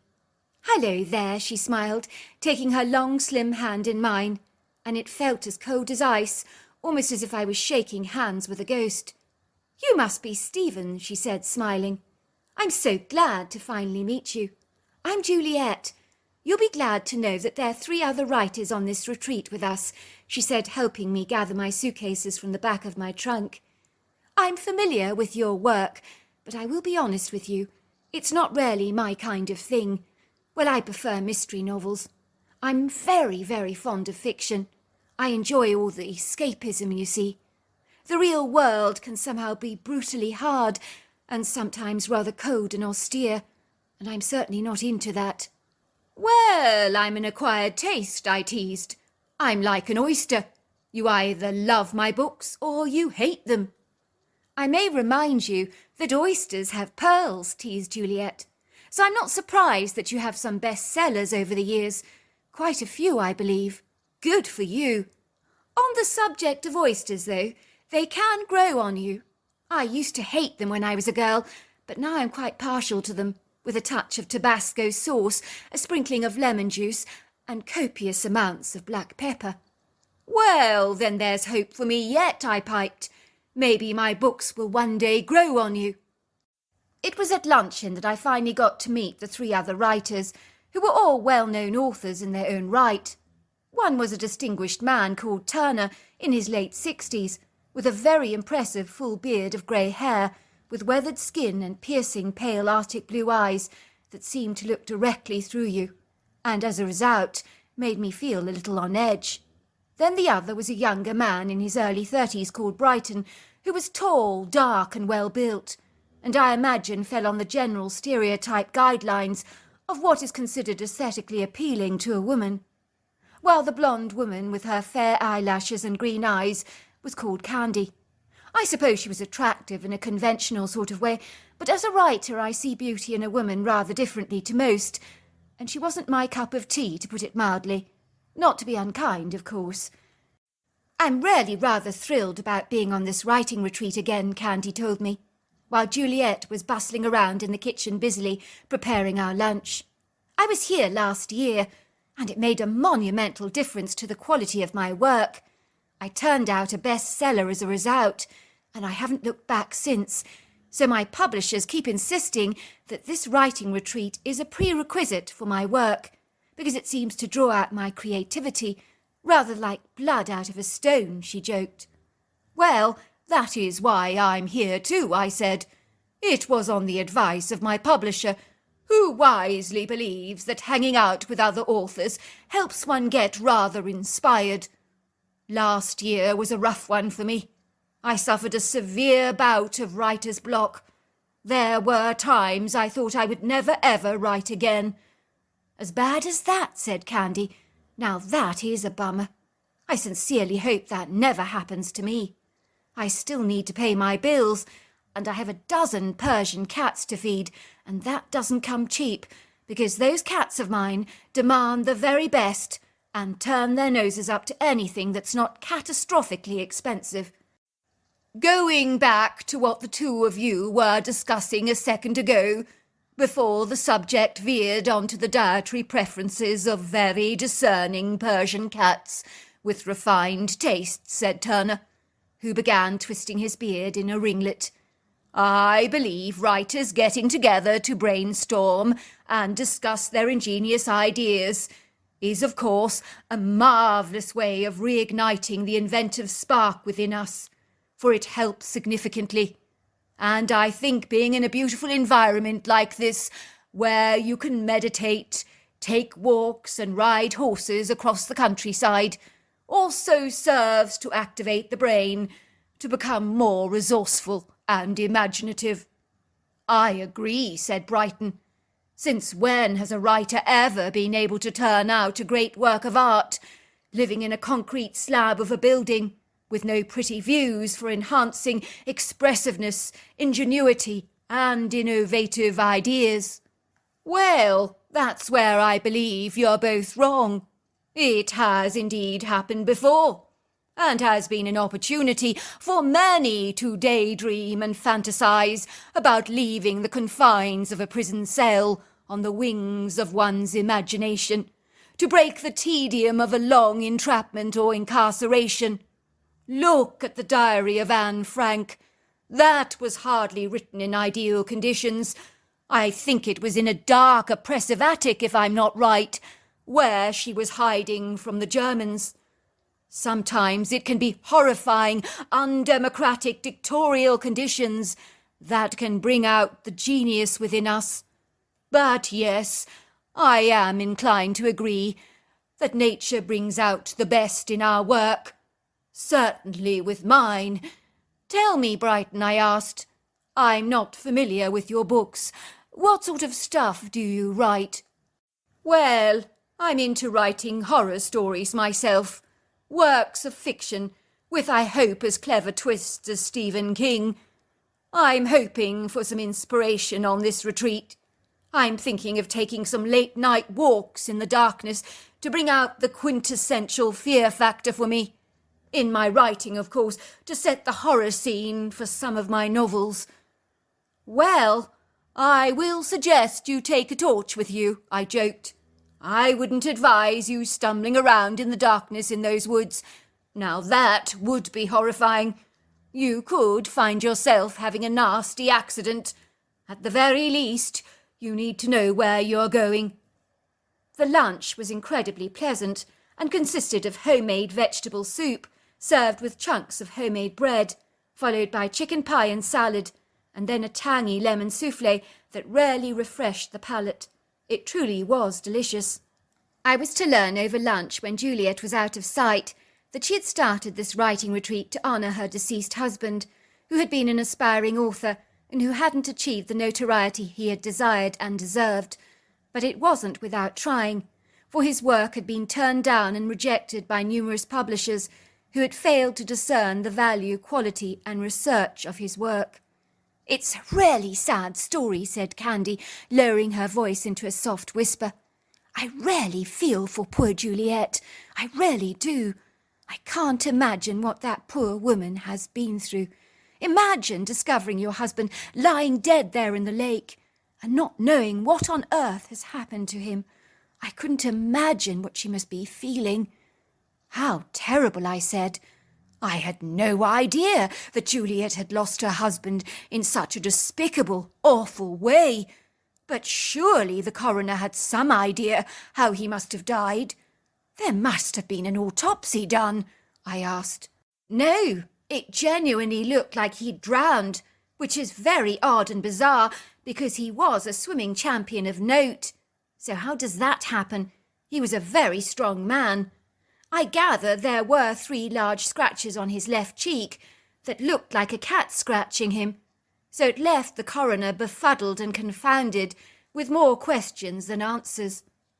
Before long I settled into the writing retreat effortlessly easily, and I made sure to incorporate some light exercise in my daily regime. I also took care not to overeat or to drink too much wine, as my purpose here was to write, and nothing would be able to flow if I was plastered, although the temptation to overindulge was definitely there, especially since the wine was excellent and the food very good. It really was helping me talking to the other writers, as I was finding new ideas for my book had suddenly surfaced, thanks to the broad range of topics that were discussed over the table at night, and it can take a fleeting comment that can inspire a whole new novel for me. "I'm going out tonight for a bit of writing inspiration," said Brighton. "It'll help set the mood and tone for my story I intend to write. And besides, it's a full moon. Does anybody fancy coming with me? I could do with the company. I'm not that fond of being in the dark. I noticed his dark brown eyes landed on me. I shifted uncomfortably in my chair. I'm not sure it's my sort of thing, hanging around in the woods at the dead of night. Besides, I could do with my beauty sleep, I joked. Go on, said Brighton. Be a sport. Surely you could have a little excitement added to your books by engaging your readers with an element of fear that only the ambience of a dark, creepy night could engender. I'm sure your readers would appreciate it. It's good to keep them guessing and not to be predictive in your writing. Very well, I said. Why not? What harm can it possibly do? Good. That's settled then, said Brighton, looking as pleased as Punch. I'll be waking you up at 2 a.m. You better not be difficult to wake up. Isn't it one of life's biggest ironies that I was having the best night's sleep I've had in a long time, and I was engaged and engrossed in a fabulous dream where I was flying on the back of an eagle, when suddenly I was jolted wide awake and dragged away from my fantastical magical world back to our boring reality within seconds. I felt rather annoyed. It's time to go, sleepyhead, said Brighton. Are you ready to get up? It's already 2 o'clock in the morning. We're running a little late. I grumbled and moaned, complaining bitterly like a cantankerous, grumpy old man. I felt aggrieved that I'd agreed to this preposterous suggestion to get out of bed in the dead of night, just to get spooked. What was I even thinking? I mean, I wasn't a horror novelist, for goodness sake, and even if I was, I doubt I would be taking late-night treks in the forest just to get creeped out. And so it was, with a comportment and flavour of great reluctance and disinclination, I rose warily from my bed, with about as much enthusiasm as a domestic tabby that's suddenly forced to leave the confines of his cosy, warm sleeping spot. My energy levels on this icy morning were as slow-moving and stagnant as that of a sloth. But in a dazed, sluggish state, I hesitantly threw on some warm clothes and crept down the creaking antique staircase that squeaked under the weight of my rubber walking boots. Then I ambled quickly towards the entrance and the large front door, where Brighton was waiting for me, with a deep scowl on his face. He looked far from pleased. My word, he said, you know how to take your time and to keep a man waiting. You're like an old woman dawdling around the powder room. Now that's a little nasty. There's no need to be so sarcastic, I piped. I'm here, am I not? We were greeted by the friendly cold blasts of freezing air that punnelled us hard, and I just wanted to run back to the snug, reassuring comfort of my warm bed. But I thought better of it, because I could see the steely determination on Brighton's face, and I didn't have the heart to let him down. It was fortunate that the glistening round shape of the full moon and the silvery stars, along with the light from our headlamps, made the dusky darkness seem more mellow and inviting. The walk was pleasant and even rather invigorating, and with every step my body became warmer, and before long we passed the lake, and then we took a sharp turn towards the left that led directly towards the Sylvan, which we accessed through a small field of sagebrush. I could see the tall triangular silhouettes of the ponderosa pines, spruce and Douglas fir trees, their green bounty now blackened by the darkness of the night. I was relieved to find the open hiking trails made our walk less arduous, even though it was still not easy, and you could lose your footing on some of the sharp, precipitous inclines, which were arranged with rather loose rocks amidst the fern-covered forest floor. A gentle soft wind whistled through the trees that began to sway like dancing ladies, and the leaves on the forest floor rustled. I had to admit it was a beautiful, blissful night, with a cool breeze blowing gently against my face, while the chirping sounds of the crickets and the frogs serenaded us in a reassuring, peaceful and tranquil ambience. And in the distance the wailing sounds of a lone wolf or coyote could be heard, which for me was oddly comforting, in a strange sort of way. All of a sudden, it was as if someone had turned off a light switch, almost as if the music of the forest suddenly muted, and even the rustling leaves became inaudible, as did the still breeze that stopped, and the dancing ladies became deadly still, as though locked in an insidious deep trance. The hushed, noiseless forest was so oppressively silent, and it enveloped me with an uneasy cloak of precarious uncertainty. It was almost as if the portals to another world had opened and unrolled their iniquitous dark carpets out to welcome the demonic celebrities of the night into this dingy, gloomy world. I noted that even the sweet, refreshing scent of the pine had been suppressed by these sulphurous rank compounds and odorous notes that rather reminded me of a skunk that had been rolling around in a rubbish heap, saturated by pools of its own urine. It was hideously repulsive. "I'm not feeling good," I whispered to Brighton. "Look at me. I'm shaking so much. Something's not right about this forest. I don't know what it is, but I feel rather uneasy. It's hauntingly airy in here, and it feels like we're not alone." "It does feel peculiar," admitted Brighton. "But that's why we're here in the first place, to gather these experiences, like leaves on the forest floor, to describe the creepiness of the forest at night. It's important to get a feel for being out on a night like this. I need to meditate on these feelings, to describe them eloquently in my novels." "It doesn't get more spine-chilling than this," I whispered. "I'm being serious, Brighton. Something's not right.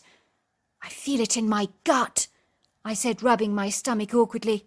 "And that hideous, nauseous smell, it's making me want to hurl up the contents of my stomach, and it's getting stronger and more powerful every second." "You're not chickening out on me tonight," said Brighton. "I chose you as my partner because you looked as if you'd got more steel in your guts than the others. So don't let me down." "What's that noise? Did you hear it?" I said, looking at Brighton with startled eyes that grew as round as saucers. "Did you hear that? I think something is coming. And whatever it is, it's very big." All of a sudden we heard a crashing, banging and thumping sound, as if something massively large, like a huge elephant or rhino, was thundering through the forest at an alarming speed. And to make things so much worse, I could hear loud snorts and grunts. I do not know why I stood there, why I failed to run, and I still ponder about this to this very day.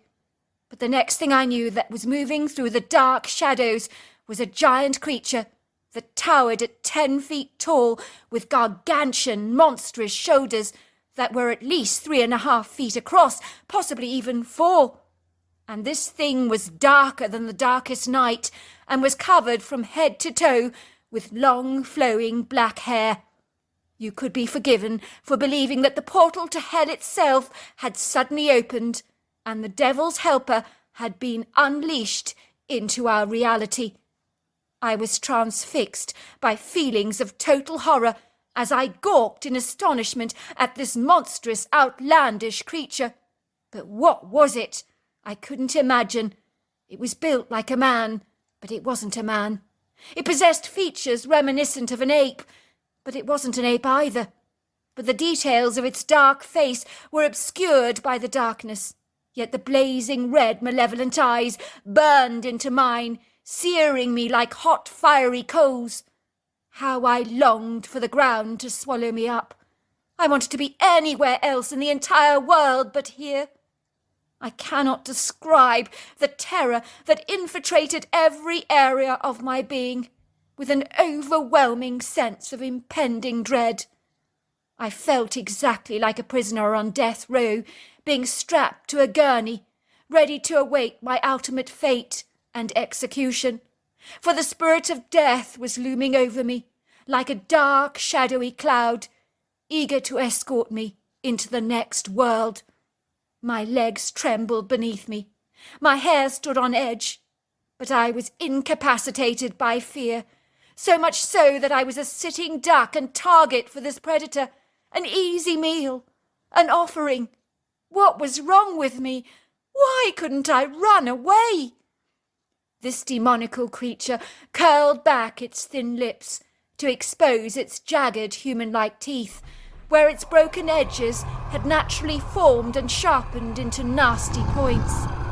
There was a low, guttural, growling sound emanating from the back of the creature's throat that reverberated through the woods, causing the ground to vibrate, rattle and shake.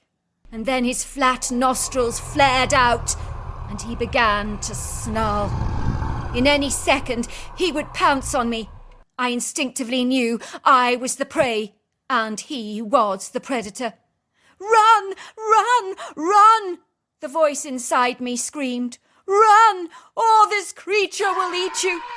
But I was frozen to the spot, weighed down by the invisible gargantuan weight of an invasive, paralyzing fear that pinned me down to the ground with a powerful brute force, almost as if I was trapped under a 1,000-pound tree trunk and could not move a single muscle.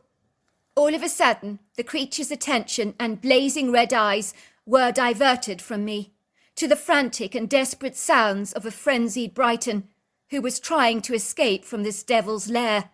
But he was struggling to abscond and flee, and his clumsy, lumbering efforts resulted in him tripping over himself in an uncoordinated, cloddish manner. He let out a couple of agonizing yelps that sounded exactly like a dog in pain, and I guessed he must have sprained his ankle, because he began hobbling away with one leg unnaturally straight, looking over his shoulder with a look of absolute terror on his face. I could discern his heavy breathing as he ran through the sagebrush towards the lake, and the creature was now hot on his trail, and he was screaming at the top of his lungs, "Help me! Help me! Someone help!" It seemed like this predator was so much more interested in chasing after his prey than having it delivered to him on a plate, so it would seem that he'd lost interest in me and found running after the terrified man infinitely more preferable as a challenge. Like an ice statue at a glorious dinner banquet, my body began to loosen from its tight, frozen trap. I was able to break free from the confines of my body that had held me captive and prisoner.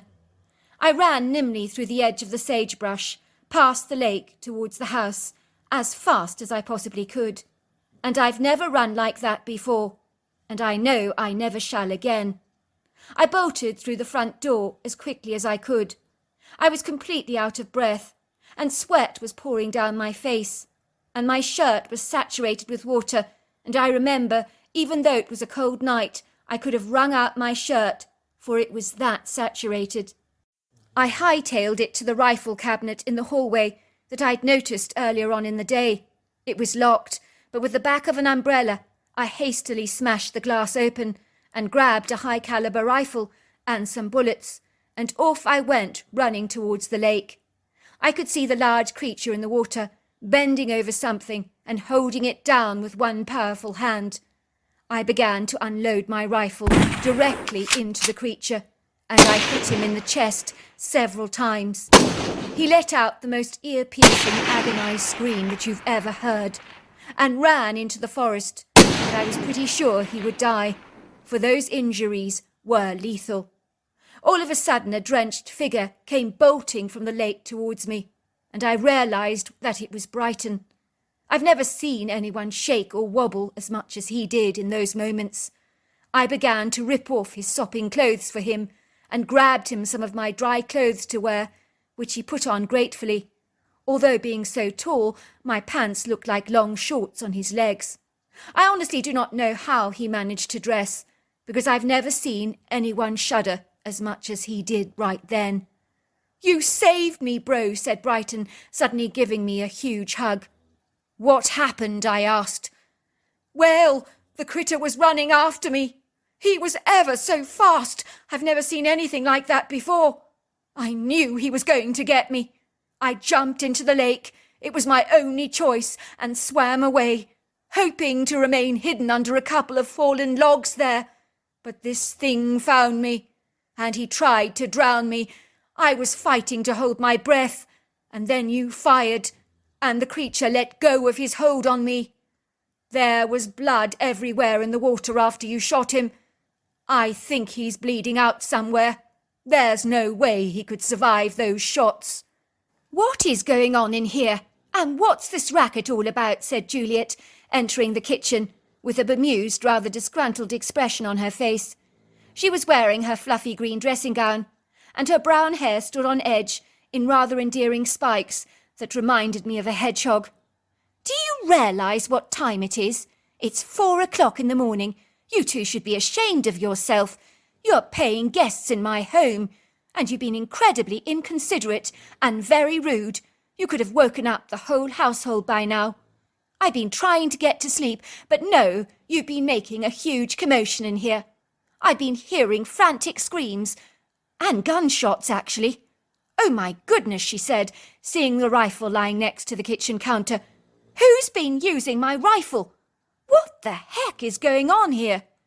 We proceeded to tell Juliet all about the events of our night, and her eyes grew as round as saucers, and she was visibly disturbed. This thing that you say you saw," she said quietly, looking directly at Brighton for answers. "You say it tried to drown you. Is that right?" "Well, it was chasing after me, and it was as fast as a cheetah. I've never seen anything that could run that quickly. I decided to jump in the lake, as I thought it was my only chance of escape. But this creature, it was clever. It saw me hiding under a log. It seized me, plunging my head under the water and holding me down in one powerful grasp. I think it has excellent night vision, which might explain the red eye shine it exudes. And, boy, it's built like a brick shithouse. There's no other way to describe him. He was massive, this thing, well yoked out. So much brawn and muscular strength, like none I've seen before. I've never seen a creature like this. I think what transpired tonight is exactly what might have happened to my husband," said Juliet. "It makes perfect sense now. The pieces just seem to fit. I think my husband may have encountered the same creature you did. And like you, my husband decided to plunge into the water to aid his escape, because he was a powerful swimmer, let me tell you that. But it seems this creature was far stronger than him and drowned him." "I must admit," I interceded, "don't you think it was a peculiar way for the creature to try and kill you? Drowning you, I mean," I said to Brighton. "I mean, he was so powerful. All he needed to do was to thump you on the head, and it would have been lights out for you." "Never mind all that," said Juliet, grabbing the rifle. "The main thing is that you're both alive. I need to make absolutely sure that the monster is dead, because I can't have something hanging around like that when I have paying guests on this property, and I don't need anyone else found drowned in the lake by this thing." "I'm coming with you," I said, grabbing another rifle from her father's vandalised gun cabinet. It was still dim and dingy outside, with a very macabre atmosphere that continued to send nasty chills down my spine. We courageously ventured towards the wood, with nerves of steel, cautiously and uneasily. Sure enough, as we had anticipated, lying deceased, with life extinct under the ponderosa pine tree, was a monumental, bulging lump of matted hair that looked like a whale based on its Herculean proportions. We inspected the creature curiously, examining it with a keen interest, for it isn't every day that you encounter a grotesque beast like this, with a barrel chest that was congealed with blood, and some of the creature's innards had burst through the chest cavity. The creature was solidly built like an army tank, aligned with powerful muscle definition, and I believe it could have easily weighed over 900 pounds. It certainly stank to high heaven, of that skunk-like sulphurous odour that we had discerned before the forest morphed from a tranquil sanctuary into a colourless, antagonistic atmosphere, devoid of any light. In some way the body rather reminded me of a bear's, only humanoid in its shape, and much more brawny and muscular. It was also hairless on the face, palms, and on the hands and soles of the feet, and possessed very long arms, much like that of a primate. It also boasted the quintessential typical pyramid-shaped head often seen in the ape species, but the face of this creature was most certainly like that of a man, with a beard and moustache and long hair on the back of its scalp that hung to below the shoulders. Juliet and I decided that we would return at first light when the sun came out to take quality photographs of the strange creature, but later in the morning when we did come back to the spot, the body had mysteriously vanished, but in place of where the body lay dead was the most beautiful yellow opal, which is in fact a lucky stone that represents happiness. It was strange to uncover such a beautiful jewel in replacement for the dead body, which for us was a curious conundrum of which we could make no sense. To cut a long story short, I was to find out later from Juliet on another writing retreat at her home that she had discovered that the creature we had encountered was called Bigfoot.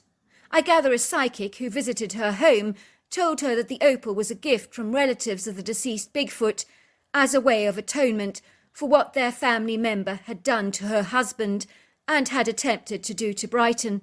It would seem that the incomprehensible, problematic and inscrutable Bigfoot had indeed caused a great deal of distress among his own kind, and caused the death of multiple other Bigfoots, as she could sense he was a convoluted bully who was mentally paradoxical and enigmatic, and had been willfully cast out and estranged by his own family, who saw him as a liability. So much like a rogue lion, he lived on his own, which I imagined increased his rising level of rage, bitterness and hatred towards man and beast.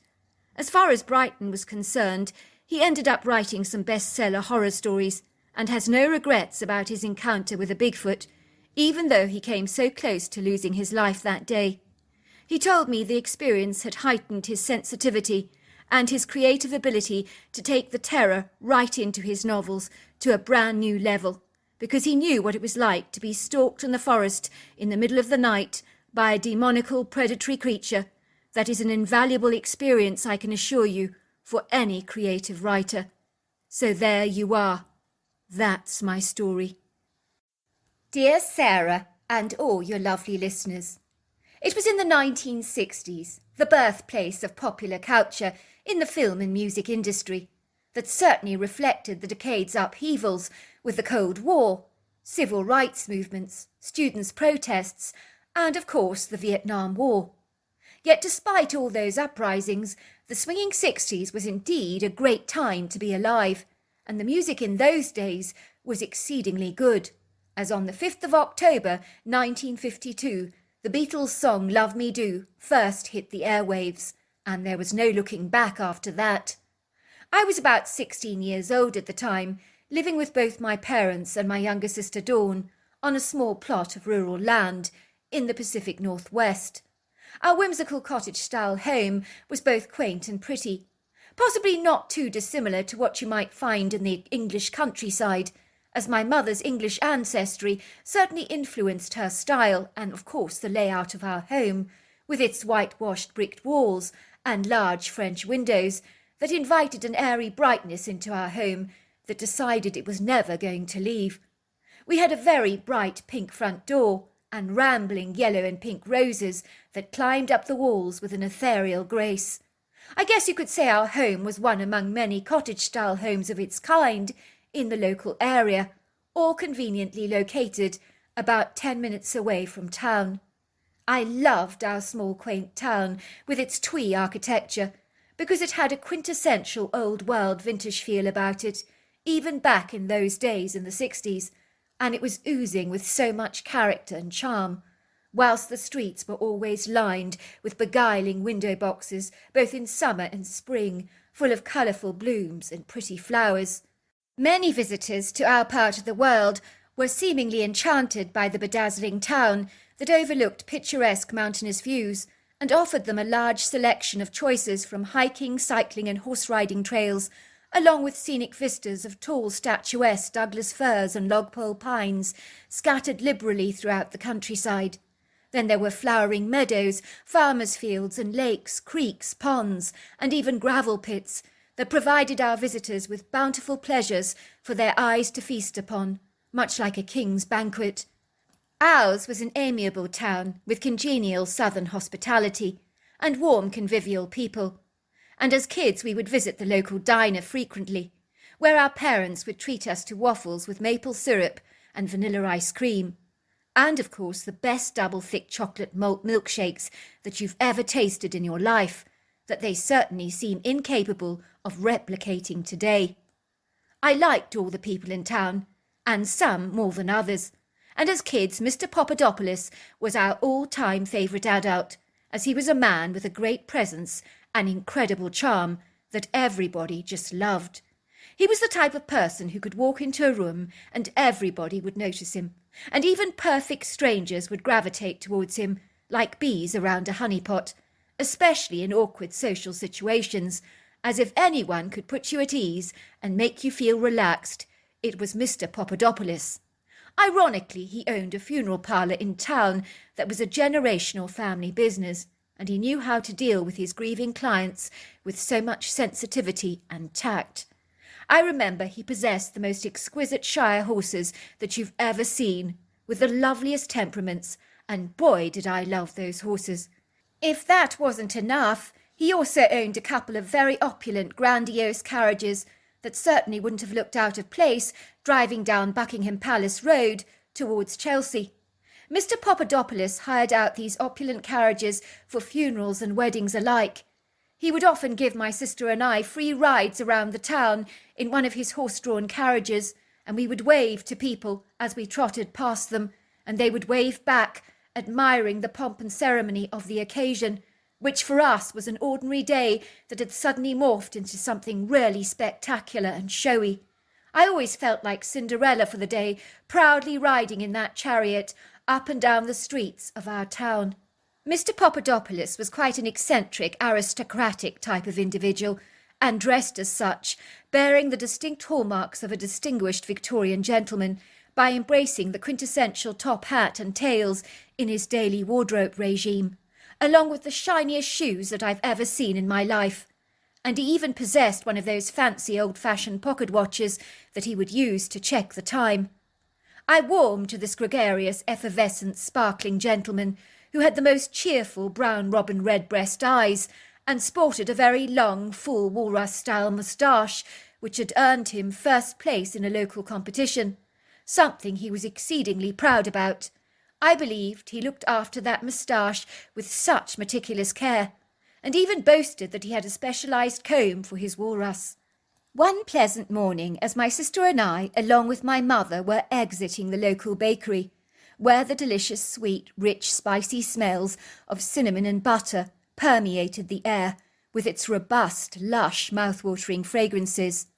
Certainly on this occasion, like so many locals who cannot resist buying the famous cinnamon bread, we left the bakery respectively armed with sizable brown paper bags filled with freshly baked cinnamon bread, bagels, caramel doughnuts, and gingerbread men.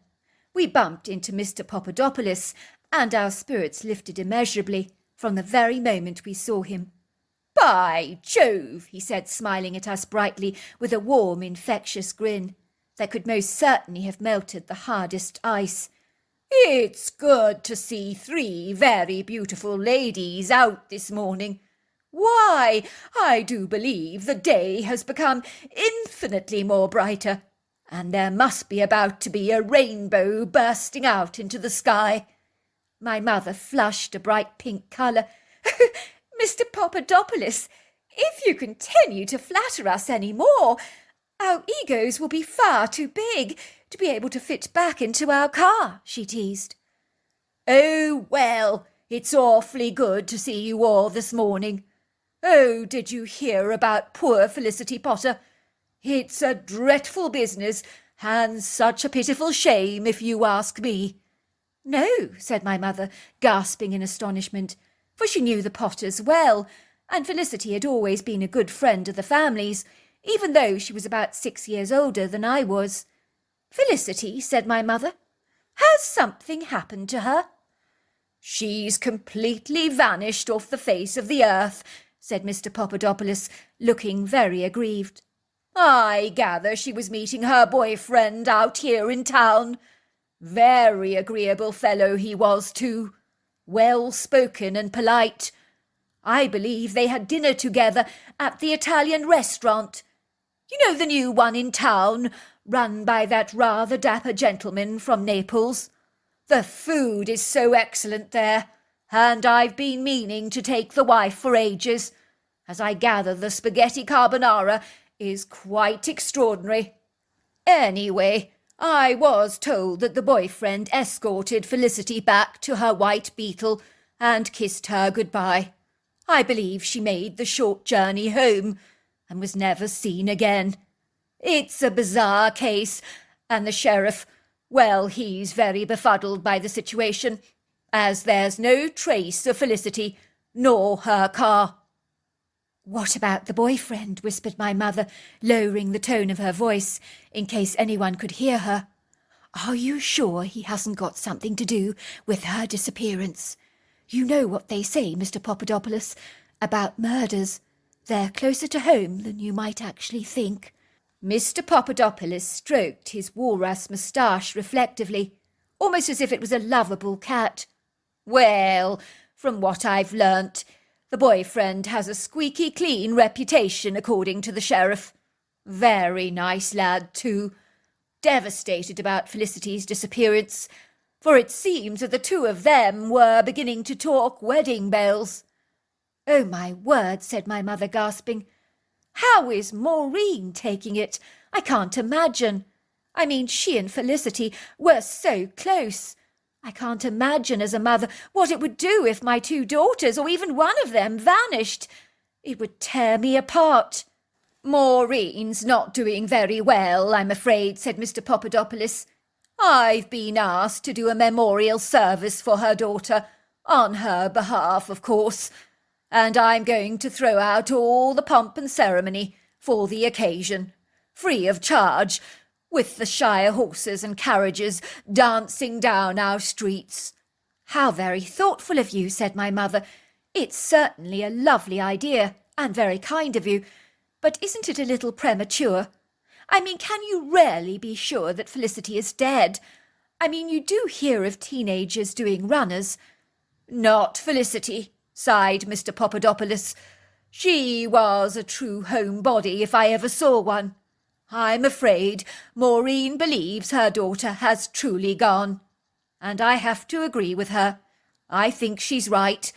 A girl like that, with so much to live for, does not vanish off the face of the earth, unless she has met some kind of grisly fate. Felicity was in the prime of her life, with her whole future mapped out before her. None of this makes any sense at all. Even so, said my mother, I still think it's premature to assume the worst, especially if her VW Beetle hasn't even been recovered yet. As you can imagine, in our small town, everyone was aghast about what had happened to Felicity, and for a while my parents didn't want us to go cycling around the countryside on our own, or even riding our neighbours' horses, as they were exceedingly fearful that something untoward might actually happen to us.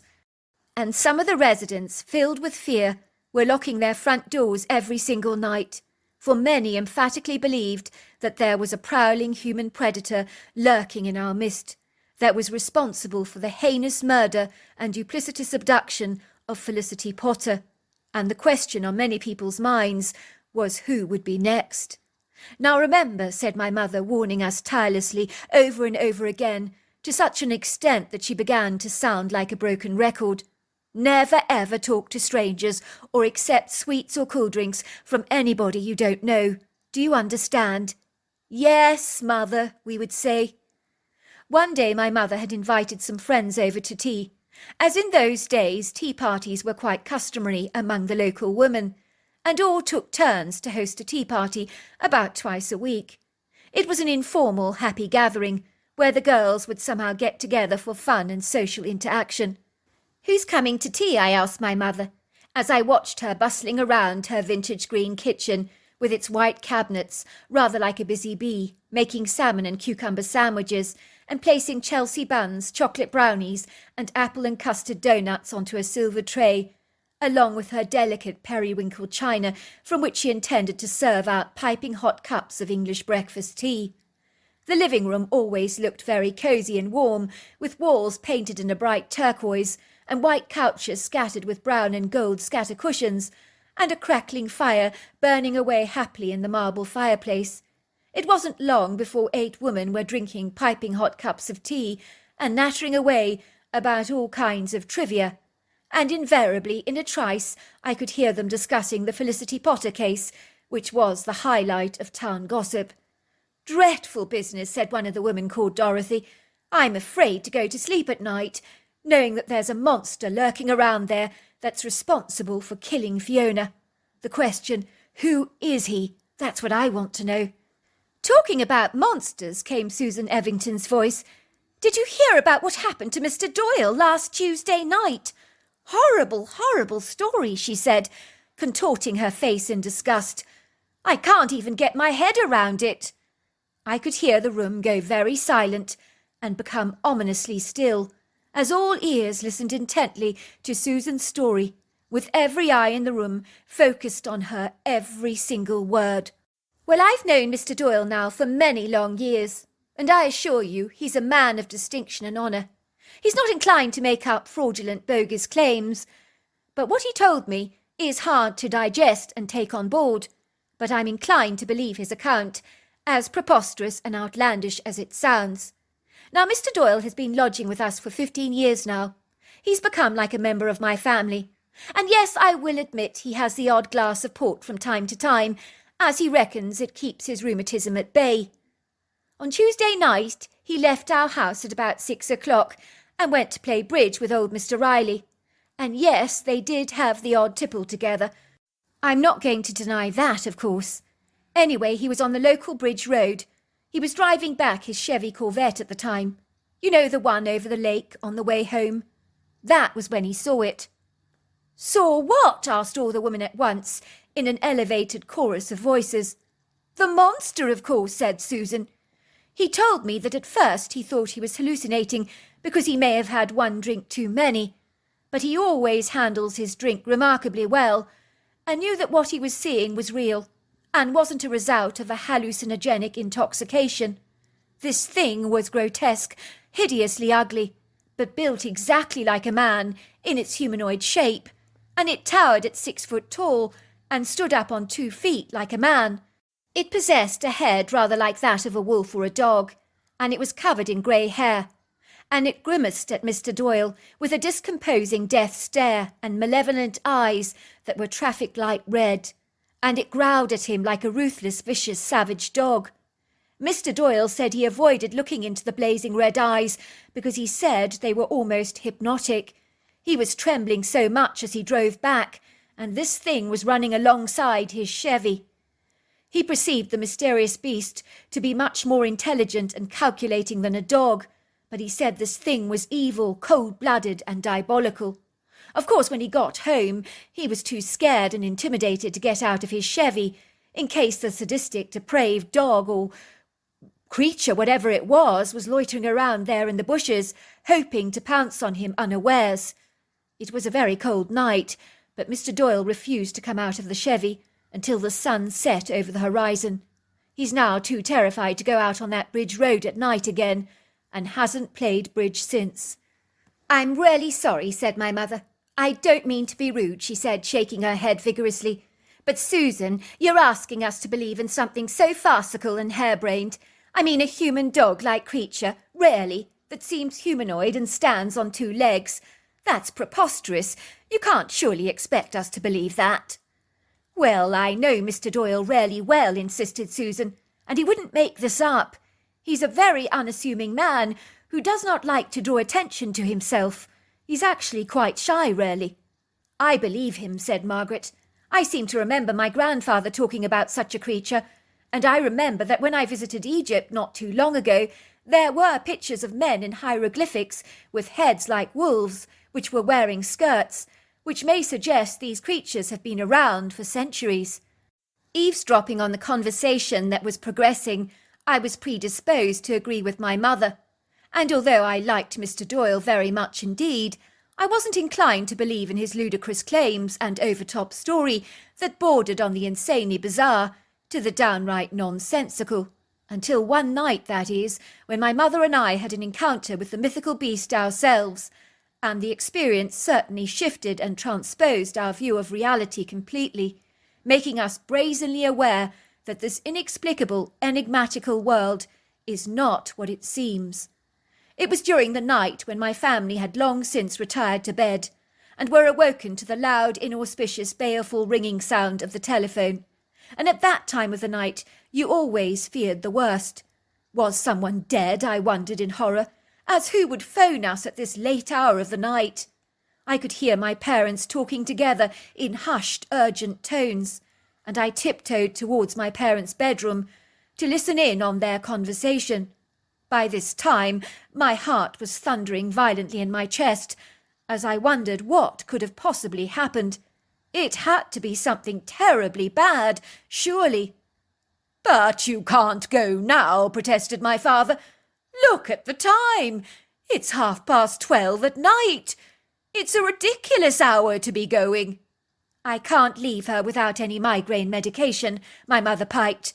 "We're both inclined to get thundering headaches like this from time to time. I don't expect you to understand unless you've experienced one for yourself. Every second that your head thumps, it's quite unbearable and insufferable. I want to drop off these pills to her at once. I promise you she would do exactly the same if the tables were turned. These pills are the only thing that are going to work for her, to lessen and reduce the pain and the dreadful nausea." "Very well," said my father. "You can go, but don't be long, and don't leave me hanging. I'm not happy about you going out at late like this." Relief washed over me like a reassuring warm shower, and I bolted into my parents' room, tightening my dressing gown around my slender frame. "Can I come with you, Mum?" I begged. "Why not?" said my mother. "I could certainly do with the company." The journey to my grandmother's was quick and brief. She was relieved to get the pills, and swallowed them at once. We stayed with her for a short while, offering her a measure of reassurance, until the throbbing pain began to subside and reduce, because the pills work efficiently. "Oh, thank you, sweetheart," said my grandmother, taking her daughter's hand in hers and looking lovingly into her eyes. "My head was pounding so violently. It was so kind of you to think of me. Truly, I thought it would explode. Thank you for coming out all this way at such a late hour. You've truly saved my life." At last my grandmother looked decidedly more perky, sanguine and upbeat, and then, feeling heartily relieved and reassured by the vast improvement in her health, we quickly made our way back home in the back of our mustard-coloured Shelby Cobra. It certainly was terribly fun being wrapped up in my cosy warm pyjamas and dressing gown in the back of the car, and passing undulating fields of cows grazing happily in the pastures, along with pretty mountainous outcrops, barns and farmhouses during what was the witching hours of the night, even though the views without any street lights seemed almost disturbingly spectral and menacing, despite the presence of a full moon and a scattering of silvery stars that brought a measure of illumination to the dusky darkness. As our car approached the bridge, I sensed that everything seemed to have become dingy and oppressive. That was when we discerned the shadowy silhouette of a monstrous, malignant creature, and it was without doubt the most haunting, terrifying, creepy thing that I have ever beheld in my entire life. Could this thing be real? Surely not. Or was my imagination teasing and taunting me, I wondered, making me see things that clearly were not actually there? I so badly wanted this to be the case, but I knew that this was no trick of the light. My blood went as cold as ice, and a dreadful chill ran down the back of my spine, as the demoniacal, light-footed creature lunged towards us with a malevolent ambition. Our car seemed as fragile as a water bubble that could so easily pop and burst open, and like scant protection for this tormenting, sprightly beast that was powerful and strong. It carried itself with a straight deportment, only enhanced by its agile, acrobatic grace. I noticed its powerful talons on the edge of its hands looked razor-sharp and very threatening, so much more, rather reminding me of a tin opener, and our car seemed like a can of jellied ham that he intended to snap and prise open. "Oh my God," cried my mother. "Oh my God, the bloody thing, it's real! Oh my God!" I could see my mother trembling. Her face had grown an ashen white, and I could hear her heart thundering violently in her chest alongside my own, and her breathing intensified in its quickness. "Move the car, Mum! Move the car now!" I cried. "Mum, wake up! Move the car! Mum, what's wrong with you? Move the car!" But my mother was uncooperative to my desperate pleading urges, and seemed locked up in a state of suspended shock. I could see the devilish creature very clearly. His body was almost human, but the wedge-shaped head was very defined like a wolf, with pointed ears and a muzzle as long as the skull. The lips were black and close-fitting, the nose was dark, whilst the jaw was just aligned with very sharp, formidable canine teeth.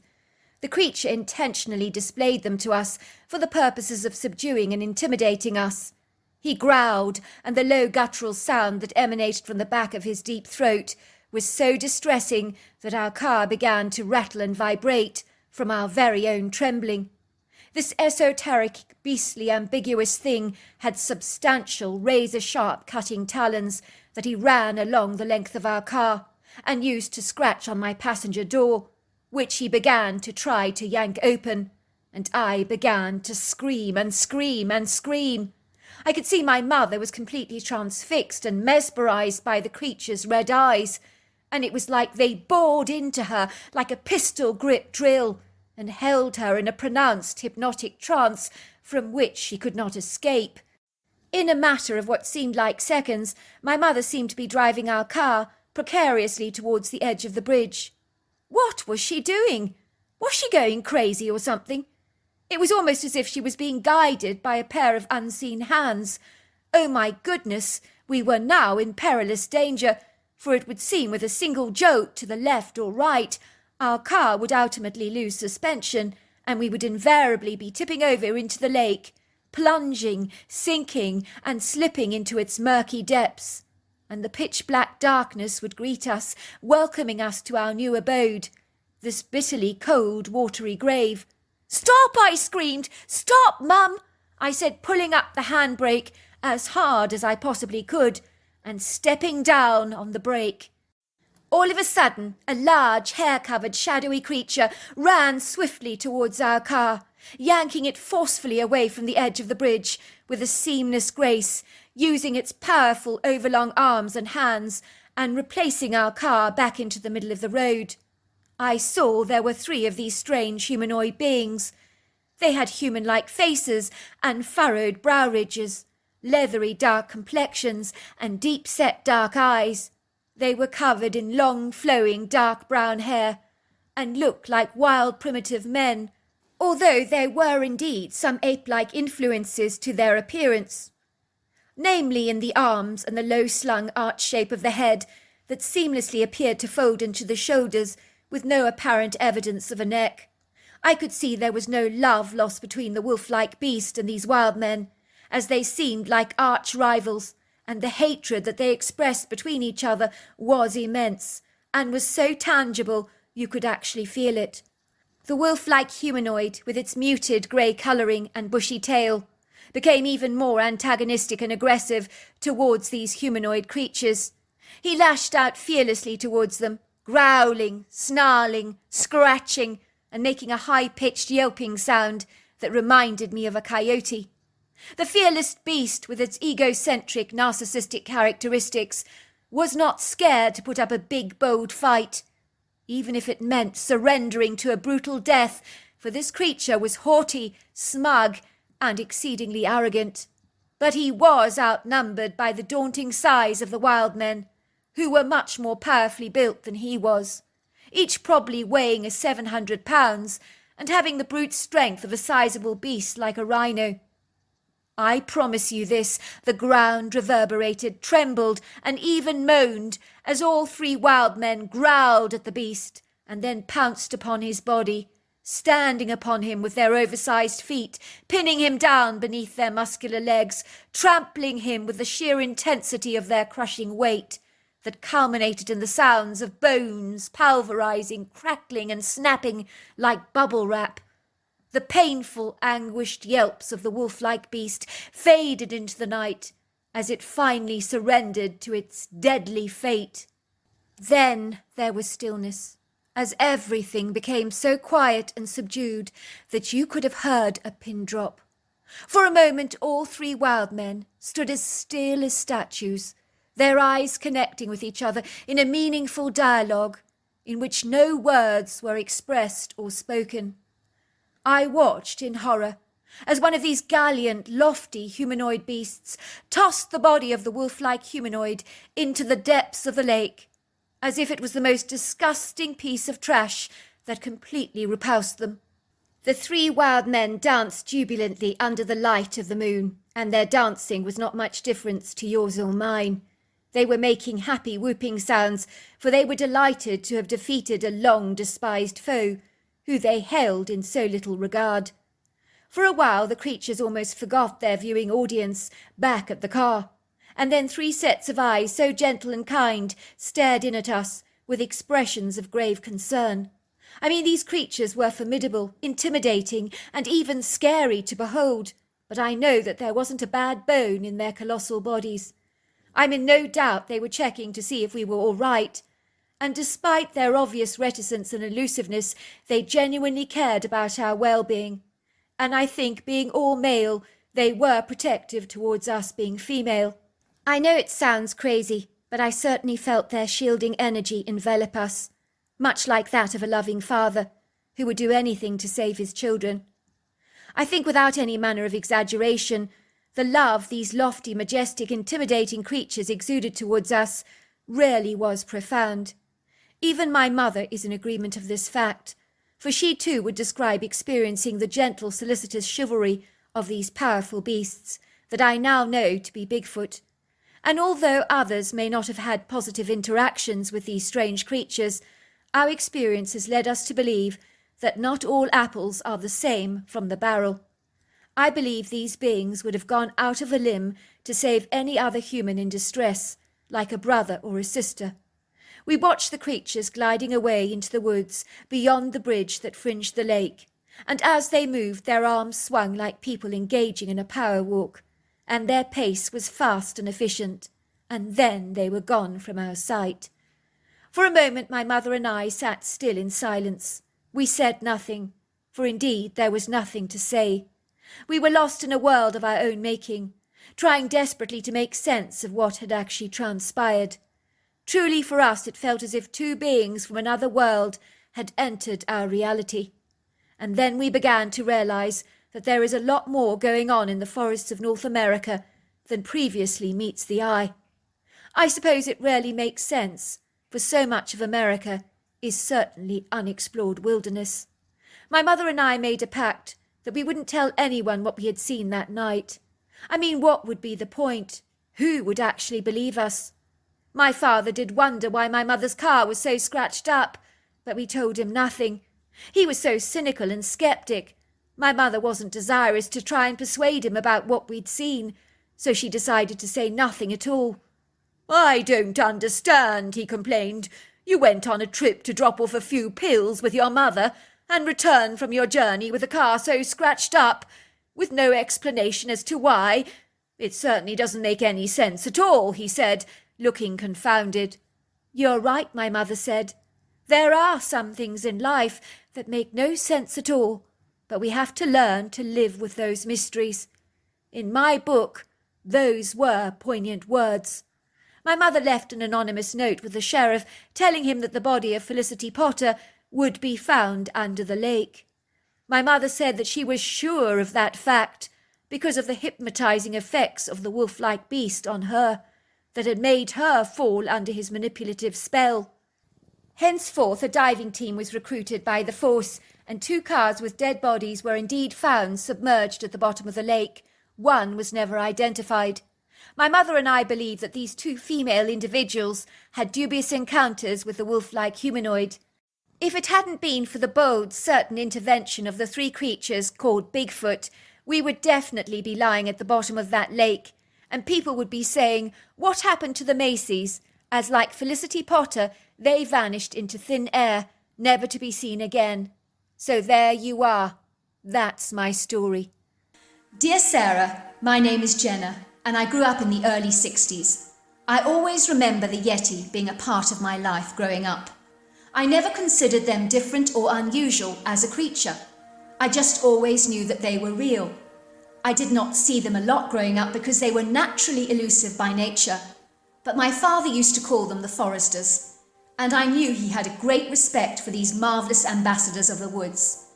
One thing they did remarkably well was to cull the ever-increasing production of wild hog on our land, which used to do a lot of damage in our woods, so I knew my dad was very grateful for that. Because hogs themselves are not easy to take down and can be remarkably aggressive. I remember the first time I saw one of the foresters. I think I must have been 16 years old. I remember watching a forester swinging from one tree to another like a monkey, using his long arms to effortlessly maneuver his body like a superb gymnast. The tawny browny-haired humanoid bipedal creature was about 6 foot and 500 pounds, and his agility was tremendous. Truly, this thing took gymnastics to a whole new level, and I could not understand why such a hefty creature could appear so weightless on branches that may well have been lighter than he was. How did he manage not to break them? How on earth did he avoid doing that? It was almost like he redistributed his weight so that it did not put too much strain on the branches. I remember clapping at the time, and then he mimicked my clapping back to me and continued to perform some clever acrobatics on the tree.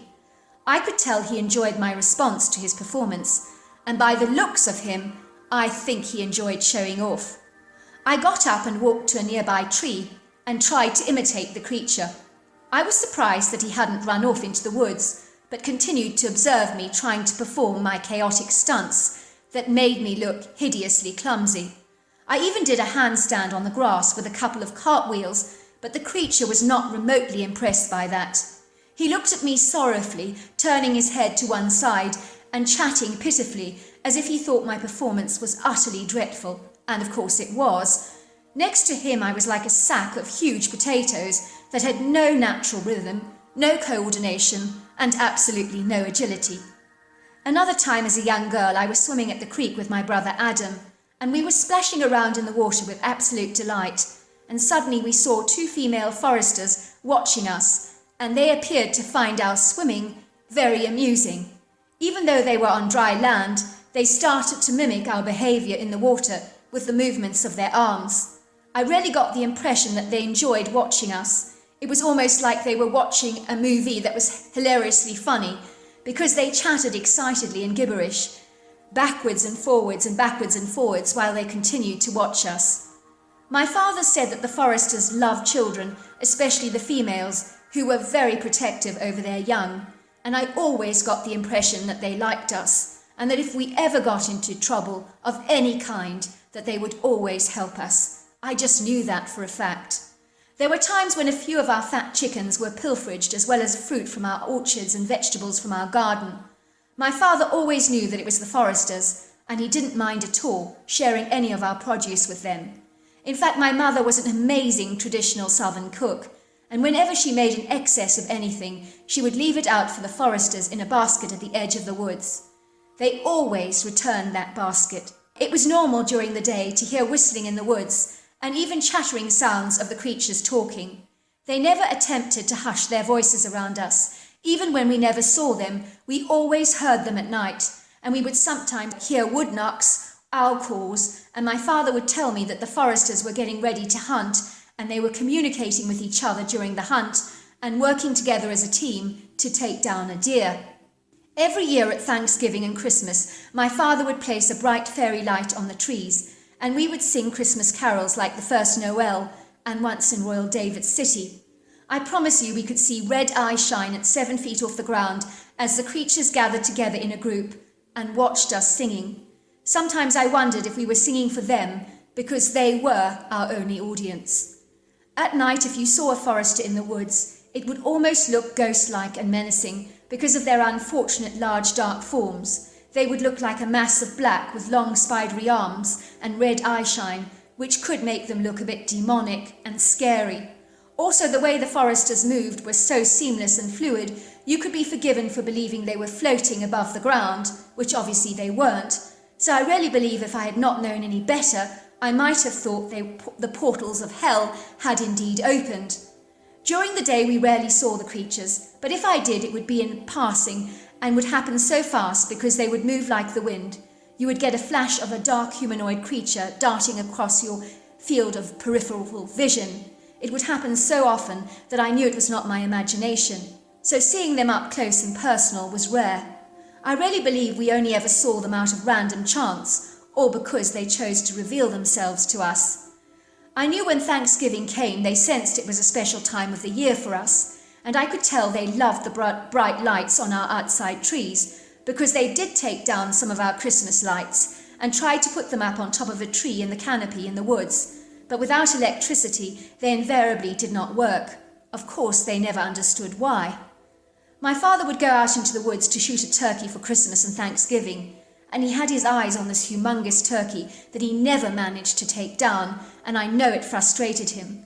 Every year, this massive turkey managed to evade my father's trigger. It was almost like he was teasing him. He became more and more determined to get this thing, but invariably always failed. He came to the conclusion that he was outsmarted by this feathery teaser. Imagine his surprise when he found the ginormous turkey, perfectly plucked, with several large trout, presented to him on a deerskin outside our cabin door. He knew it was from the foresters. Had they known about his longing to take down this bird? Somehow he thought they did, and he was very thrilled to get it. I would not say they gifted us often, but sometimes, usually once or twice a year, we would find an offering at our front door, like a large wild hog or a 700-pound deer. My father would marvel at their ability to take down something so huge, but the foresters were brilliant hunters, and being easily over 700 pounds and 6 foot tall on average, their sheer strength and agility made hunting very easy for them. During the winter time, the foresters were even more elusive than usual. But I always knew they were around, because when you went into the woods, you always felt like you were being watched. My father would call it the invisible coat, which he said they wore when they did not want to be seen. As a youngster, I thought that like Joseph in the Bible, who had a coat of many colours, that these creatures had special coats that they wore to make themselves invisible. It occurred to me that such a coat would be very useful when it came to exams at school, because I would creep off with the coat to find the answers to all the questions. I would always have asked my dad why the foresters were so evasive and elusive, and he said that the foresters were gentle, reserved, and sometimes reclusive creatures that liked their own space and privacy, just like some people do. My father understood that better than anyone, because he was a gentle soul that barely strung 2 words together. I always wondered why he had married my mother, who was so outgoing and bubbly, but then they do say that opposites attract, and my parents have always adored each other. Maybe my father liked to listen, while my mother just yapped away. Sometimes in winter I would notice several igloo-like structures in the woods, and I knew the foresters stayed in these structures if it was extremely cold, and only if it was cold. They would always smell a little nasty if you walked inside one of these things, like the smell you get from a sweaty pair of sneakers. In the summers, they would make these big teepee structures in the woods with 700-pound logs strewn over each other that were so big on the inside, and they would line these structures with bracken, branches, leaves, mosses and grasses to make soft mattresses to lie on. They would always hide the deer they had killed under piles of leaves, and when they finished eating their kills, they would keep all the bones in a large nest at the far end of the forest, which I imagine was their own personal dumpster. I never had any real interaction with the foresters because I learnt to respect them and their boundaries. I never knew that the foresters were an unknown creature until many years back, when I learnt the creatures were known as Bigfoot and Sasquatch. I realised then how privileged I was to grow up with these things in my own backyard. Yet despite living next to them for so long, I never really learnt as much about them as I would have liked to, because they are so secretive, and they do remain in hiding, and they do it superbly. Some people suggest that they have interdimensional abilities, but I know nothing about that, and I suppose anything's possible. I never ever came across an aggressive forester, but maybe if we had treated them very differently, with disrespect, they could have been angry, because like people, you do get different types of foresters. So there you are. That's my story. Well, hello there. I hope you enjoyed the Omnibus edition. We've got many more coming our way for you to listen to. Sending you love wherever you are in the world, in North America, Canada, Kenya, wherever you may be. I send you lots and lots of love. Thank you for listening to my Omnibus, and I really do hope you enjoyed it, because that's the whole idea about it, is to give you some interesting stories to listen to. So until next time, goodbye and good night.